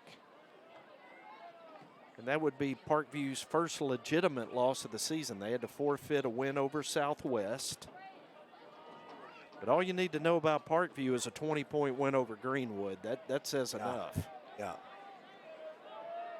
So after the kick out of bounds, 1st and 10 Benton at the 35. Strand Smith is still in there, and his pass is batted away by Siloam Springs' Nick Flack. I put can it do a on lot the of tee for you. I can do a lot of things with that. I'm gonna leave the poor kid alone. I don't want to end up on the news later. 2nd down and 10 following the deflection by Flack. Give off to Brandon Johnson straight ahead, and Brandon is going to be hit from behind by Christian Ledecker. Now he's pulled off the pile by Tyler Johnson. Gain of 5. It'll be 3rd and 5 Benton. Yeah, I'm sure Coach Ray here is just content to run the ball, and he'll throw it some. There's no reason really not to. I'm not real sure why we have all of our starters in necessarily, though. I mean, it's Mercy Rule game. I know you. Andre Lane with the quick hitter up the sideline, and there goes Twinkle Toes, Dio, right up the sideline. He does that better than anybody else, and he got an extra 5 yards off of that. As Tamara punches up a replay, you're going to watch Andre just sort of pirouette up the sideline right here. He made two Siloam Spring guys honed in on him, and both of them whiffed. 1st down at the Siloam 40-yard line. Strand fakes to Brandon Johnson, licking downfield, now scrambling to Donovan Pearson at the 20. 10, it's another Benton touchdown. And that was credit Strand Smith for that, for keeping his eyes downfield when the pocket broke down. And that, you know, that play was not designed to go to Donovan Pearson at all, but that was just a good headsy play, placing the ball out there. I mean, you can see Donovan's running a route that's really over with by this point, but, you know, Hey, when your quarterback starts scrambling, the rule is if you were short, go deep, and if you're deep, come short. And he followed that rule, that receiver rule, and it worked out for a touchdown. So Wilbur's extra point is good. 9 minutes to go in the ball game, and Benton leads at 66-29. This is Panther football on the Benton Football Network. Family and community go hand in hand. That's why ACDI proudly calls downtown Benton our home and why we are excited to be a part of this community. Hi, I'm Josh Lane, the team captain at ACDI. My teammates understand the importance of serving in the community, and at ACDI, we'll always make that a priority. We are proud sponsors of the Benton Panther football team and thankful to share our family with this great hometown. Go Panthers!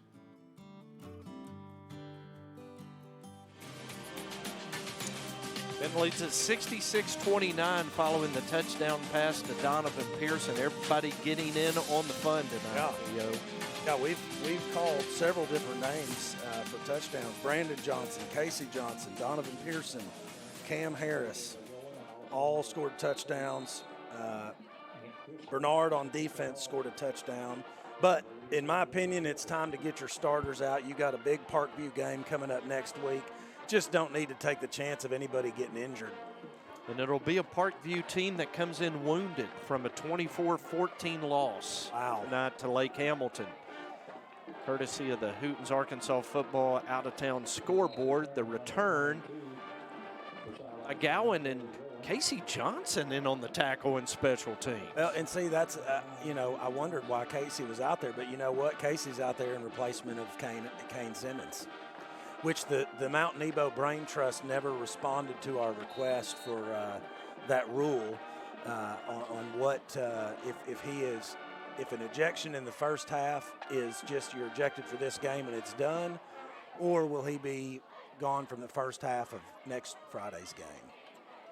Siloam going to keep it on the ground with Gowan, and he's going to be tackled by Jacob Munns in there on the tackle for the Benton defense.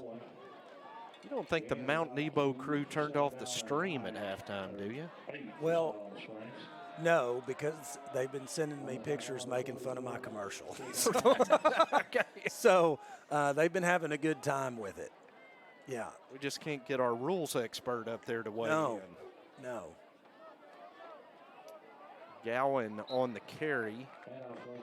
Jake Herbner on the tackle. Also getting in on the tackle, Caleb Childers, the senior. Yeah.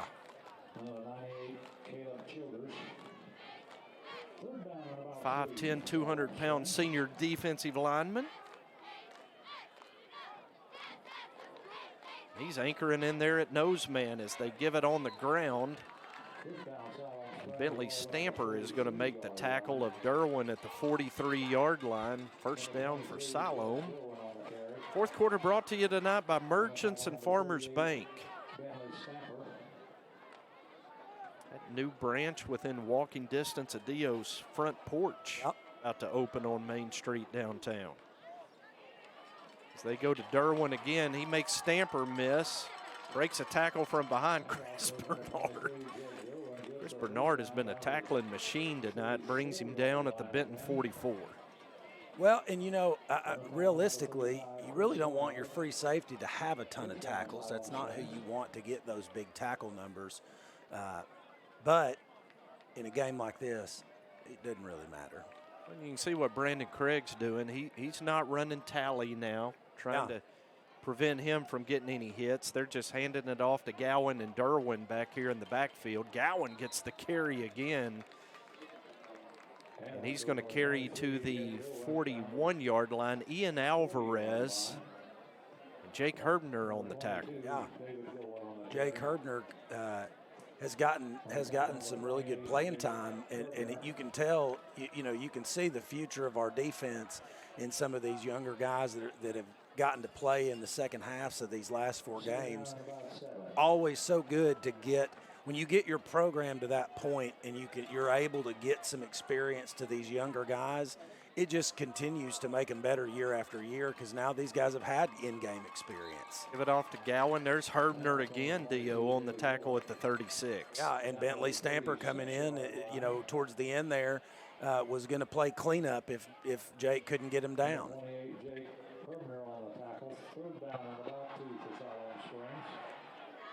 So 3rd down and 2 for Siloam at the 36-yard line. 5:40 and counting in the 4th quarter tonight. Benton has been very rude guests on Siloam's homecoming, leading 66-29. They go back to the ground to Gowan. And Gowan is going to carry near the 1st down at the 34-yard line. Good for a 1st down for Siloam. Little man Gowan may be 5'4", 130, but he's run hard here in this 4th quarter. He does run hard. And I mean, I like what Siloam Springs is doing here. I mean, they're just, they're just running the ball like you said. They're protecting their quarterback, but they're getting some good work to these running backs and these linemen. There's a give to Derwin, and he met Luke Larson, another senior in the hole. Luke with the tackle. It's good to get to call some of these guys' names out that we don't get to call all the time. Yes. Like seeing them get in on the action. 66-29, Benton leads at 4:30 and counting in this 4th quarter tonight. Panthers are going to go to 4-1 overall, but 2-0 in conference. Yeah.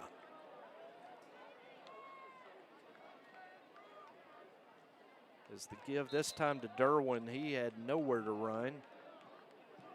As a pack of Panthers corral him at the 32-yard line. And boy, with Van Buren going down at Russellville, Parkview losing at Lake Hamilton, it's Benton in Lake Hamilton. Yeah. Lone undefeateds at the top of the standings tonight. Yeah. Conference. Yeah, and I think that's going to be the big showdown this year is Lake Hamilton versus Benton. I really do. I think Parkview is going to be a big game. But at the end of the day, I just don't know that this offense is going to be – it's going to take going up against a really solid defense, and I just don't know that that's Parkview's strong suit. 3rd down and 7, Siloam at the 31. Now Talley's going to keep, and he is going to be – it's not Talley. Oh, they had Lopez in there. Thank you, Dio. Yeah, well, I thought the same thing. He's similarly built. Andrew Armstrong just raced him down from behind. Great tackle. I don't know that wasn't a fumble. I believe they did call it a fumble, and Jacob Munns came up with it. Did they call it a fumble? They did. I didn't even see that.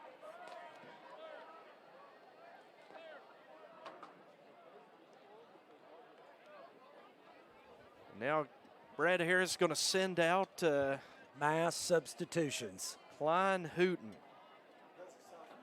at quarterback. Eli Contorno, who's in our senior spotlight at Panther Live last week, in there blocking for Brandon Johnson, who gets the carry and carries up to the 38-yard line. Cole Tanner's in at center for the Panthers on offense. Got Anthony Tapia and Jeter Stringer, your right guard and right tackle. Big Caleb Purdy, all 6 foot, 300 pounds of him at left guard, the sophomore. Logan Owen in their receiver. They give it to Brandon Johnson behind Caleb Purdy, and he's going to reach the 43-yard line. I'd like to see him call a few pass plays here for Klein. As a quarterback, getting some in-game action that's not a JV game is really helpful. Will Pompeo in there blocking for Brandon Johnson, who catches the swing pass. Then puts the brakes on. He slammed on the brakes. He just pulled the Tom Cruise, I'm going to slam on the brakes and he'll fly right by, and he did just that. And then when he put it back in gear, he reached the 50 and a Benton 1st down. Brad Harris said of Eli Contorno the other night, he made in one try on his ACT what it took Coach twice to reach. Plan on going to Fayetteville and studying STEM, likely becoming an engineer in the future. Nice. There was way too. That's what I started with was computer software or computer engineering, which found out you had to take 4 years of calculus for that, and I didn't want any part of that. Threw in the towel, huh? Yeah, I didn't enjoy that style of math. I mean, I'm a numbers guy, and I deal with numbers all day long, but not calculus numbers. Minute to go now, and Klein Hooten takes a knee back at the 48-yard line. And it is victory formation time in Northwest Arkansas for the Benton Panthers. They'll have to snap it one more time. But Benton has made that long trip that started today at 11 a.m. as the buses pulled out of the complex. Yeah, they will come home and arrive home about 2 a.m. this morning victorious. 66-29 is going to be the final score, Dio. Yeah, if you're going to drive 4 hours, you want to do what they did tonight, and that's go up there and take care of business. Decisive win. Makes it a lot easier to make that 4-hour bus ride home. So Benton wins it tonight 66-29 over Siloam Springs. We're going to take a break, and when we come back, we will have the Cornerstone Home Lending post-game show. We'll have our Pasta Jays offensive and defensive MVPs, and we'll get you set for next Friday in a big home game against Little Rock Parkview. It's a happy Benton Panther group tonight. Benton wins at 66-29 over Siloam Springs. We'll be back in 2 minutes with the Panther post-game show. Allied Glass is a full-service glass shop located in historic downtown Benton. Allied Glass is a third-generation business and family-owned and operated since 1967. Mirrors, shower doors, commercial storefronts, tabletops, screens, plexiglass, and much more. For all your glass needs, call Allied Glass at 501-778-6244, located at 115 East Sevier in downtown Benton. Any lasting structure begins with a good blueprint, and every good blueprint must be designed specifically for the people it serves. The Benton Event Center, Riverside Park, and the new Boys and Girls Club, all designed by the professional architects at Black, Corley, Owens, and Hughes. They understand the Benton community and are a major part of our economic success. Proud sponsors of Benton Panther football and valued partners for our community.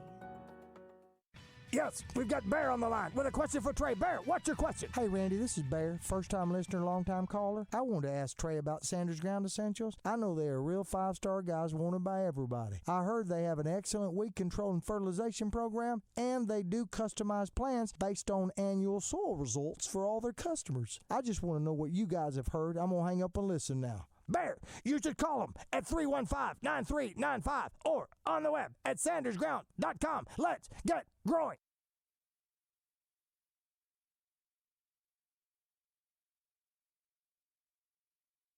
The victorious Benton Panther team will make the long ride home 66-29. And Dio, I think back to that first quarter. Benton scores on their opening possession, a Lucas Wilbur field goal. They kick off. And Siloam takes 17 plays to go 76 yards. The clock had 3 minutes to go in the first quarter. It's tied at 3-3. Hunter Talley and Brendan Lashley had just ripped you apart. And you're thinking, man, this is going to be a fight. Yeah. And 5 minutes later, it was 35-3. Yeah, that was the most insane first half I've ever seen. It was like two different teams played because once we got the ball back after their onside kick and 3 and out for them, Cam Harris really electrified the offense with that long touchdown, and then immediately after that, Chris Bernard, has the pick six, so it goes from 3-3 to 17-3 almost instantly. 18. What was it? 17-3, wasn't it? 17-3. Yeah, 17-3, and then after that, it was really all she wrote. Defense just did a good job holding them down. The touchdowns that they scored here in the second half, really meaningless, but offense is just on fire. It's an offense that once Morgan gets the stats punched up for us is going to be over 500 yards in total offense tonight, over 400 of that in the air. Yeah. And quite frankly, the stats are a bit skewed because there were multiple plays that the pass downfield was at the line of scrimmage, and then Cam Harris took it 70, 75. Yeah. I mean, you just see the athleticism of the skill position. Yes, and that really is, for Cam, I think he's going to end up with something like 6 catches for 215 yards or so, something in that neighborhood, 208. 7 for 213. Okay, 7 for 213. So terrible average. Terrible per catch average right there. But, you know, and I mean, I think it's pretty safe that we can name Cam Harris as the Pasta J's offensive MVP of the week. Okay. Do you agree with that? On Cam Harris, Pasta J's offensive player of the week? Yeah. I mean, you could argue for several other people, but that's just gaudy statistics and what he did with the ball on 2 of those plays, catching it basically at the line of scrimmage and then just making it happen. You know, that's really impressive.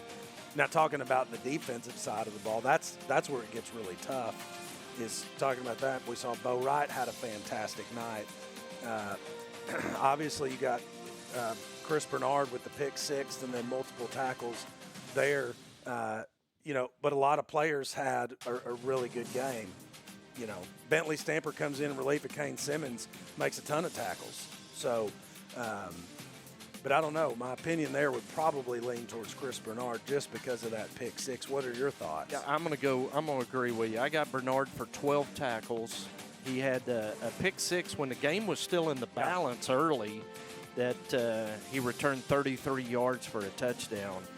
And I tell you, to do that in his second game in conference as a sophomore in back of a 10-tackle game last week, I think the young man deserves it. Yeah, I agree. So Pasta J's defensive MVP, Chris Bernard, I think those are two solid picks, be 2 good interviews. Yeah, Chris Bernard will be our Pasta J's defensive player of the week at Panther Live next Tuesday at 6:30 at Pasta J's. Cameron Harris for his second time offensive player of the week. And then we've got some seniors that we could put in the spotlight. Dylan Bosley, 2 for 2 on touchbacks. We got Caleb Childers in there with a great tackle. Luke Larson had a big tackle in that fourth quarter as well. So, have we had a kicker yet that at Pasta J's? We have not. Well, I think you go. I think it'd be great to get Dylan Bosley in there. We need to give some love to our kickers. And as a senior, I think it's a good opportunity. When he came in, what he was asked to do, he did. And we may even need, you know, recognizing a soccer guy. Maybe we could get Terry Benham to show up at Pasta J's on Tuesday. He might be there. You never know. So Panther Live at Pasta J's is a lot of fun. We do it every Tuesday night. You can come eat and enjoy what we have termed the Football Fellowship Hall of Benton, Pasta J's. And then at 6:30, we have an interview with head coach Brad Harris and our Panther Players of the Week. And that show airs live on the Benton Football YouTube page. So we'd love to have you join us for the next one. Dio, final thoughts? Well, good prep game to get ready for a big game next week. Like you said, Parkview's coming off that loss to Lake Hamilton, which means Lake Hamilton is for real. Now, does Lake Hamilton play Greenwood before us or after us? After. They play the week after. That's what I thought. So that's one of those that Lake Hamilton is probably going to be coming into that game undefeated, I would imagine. And if we can take care of business at Parkview, that's going to be a game we're going to be coming into undefeated in conference. And really, that's going to be for all the marbles. So, but it starts next week at Parkview. You got to take care of business there. You got 3 D1 players on that team. They're going to be full of athletes. But you know, Benton's got plenty of athletes as well. So Lake Hamilton defeats Parkview tonight, 24-14. Man, this score is a jaw dropper to me. Russellville 38, Van Buren 6. Wow. Cyclones took out some frustration tonight on the Pointers. Greenwood 24, Mountain Home 7 at last check. Dio, walk us through the final stats. Man, 411 yards through the air for the Benton Panthers. Phenomenal night passing. Only 127 yards on the ground, but they used the ground game when they needed it. You know, surprisingly enough, Siloam Springs led us in first downs with 23, but third down conversions, we really didn't do very well on those tonight, only 3 of 8. But fourth down conversions, we were 2 for 2, which, you know, Benton, I think, is close to what's Benton for the year on fourth down conversions? It's got to be close to 100%. They were 9 of 13 coming in. Okay, well, 9 of 13, so now they're 11 of 15, so it was way off. They're more like 70%, but still 70% is a gaudy statistic for fourth down conversions. So Panthers win it tonight 66-29 as we take a final look at the Hootens.com out-of-town scoreboard. Bryant defeats Little Rock Catholic tonight 49-13. So congratulations to the Hornets as they continue their march. Ashdown leads box out 14-0 at last update. And Glen Rose is pushed out ahead of Genoa Central 24-0 tonight. So want to invite you again, join us Tuesday night at Pasta J's for Panther Live. Freddie Reinhardt will be there and eating his weekly spaghetti and meatballs, all right? So you can come visit with Freddie and learn a little more about some of the Panther seniors and certainly the players of the game tonight. Offensively, Cameron Harris. Defensively, Chris Bernard. Yep. So next week, we will be back at home, and we want to remind all Panther fans, we want you to pack the Palace next Friday at Everett Field. It is a super talented Parkview Patriot team that will come to town a bit wounded and a bit bruised and probably wanting to take out some frustration against what is right now a very confident, explosive Benton football team. Yes. So it will be an incredibly exciting 6A West Conference matchup, and we want you Panther fans to be there. But if you can't make it in person, you can join us live at 6:30 for the Everett Buick GMC Panther pregame show before kickoff at 7 o'clock. A big thank you tonight to our great crew, our director, Matt Johnson, our engineer, Mason Woolbride. On replay tonight, Tamara Brown. Great job, Tamara. Graphics, not only did we have Morgan, but we had Evan Garrett. So good luck, Evan, tomorrow running cross-country up in Conway. On audio, Aaron Garrett. And on cameras tonight, all the way up in Siloam Springs, Chris Morgan and Bates Yoakum. Outstanding job.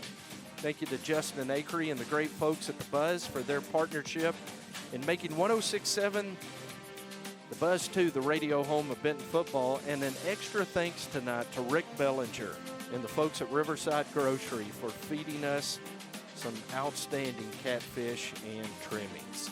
So on behalf of Dio Vanucci and the #1 fan of the Benton Panthers, Freddie Reinhardt, I'm Jim Gardner. Thank you again for joining us tonight for Benton Fighting Panther football. Again, tonight's final score, it was Benton 66, Siloam Springs 29. Until we greet you next Friday back home for the 6A West Showdown with the Parkview Patriots. Good night, God bless, and go Benton.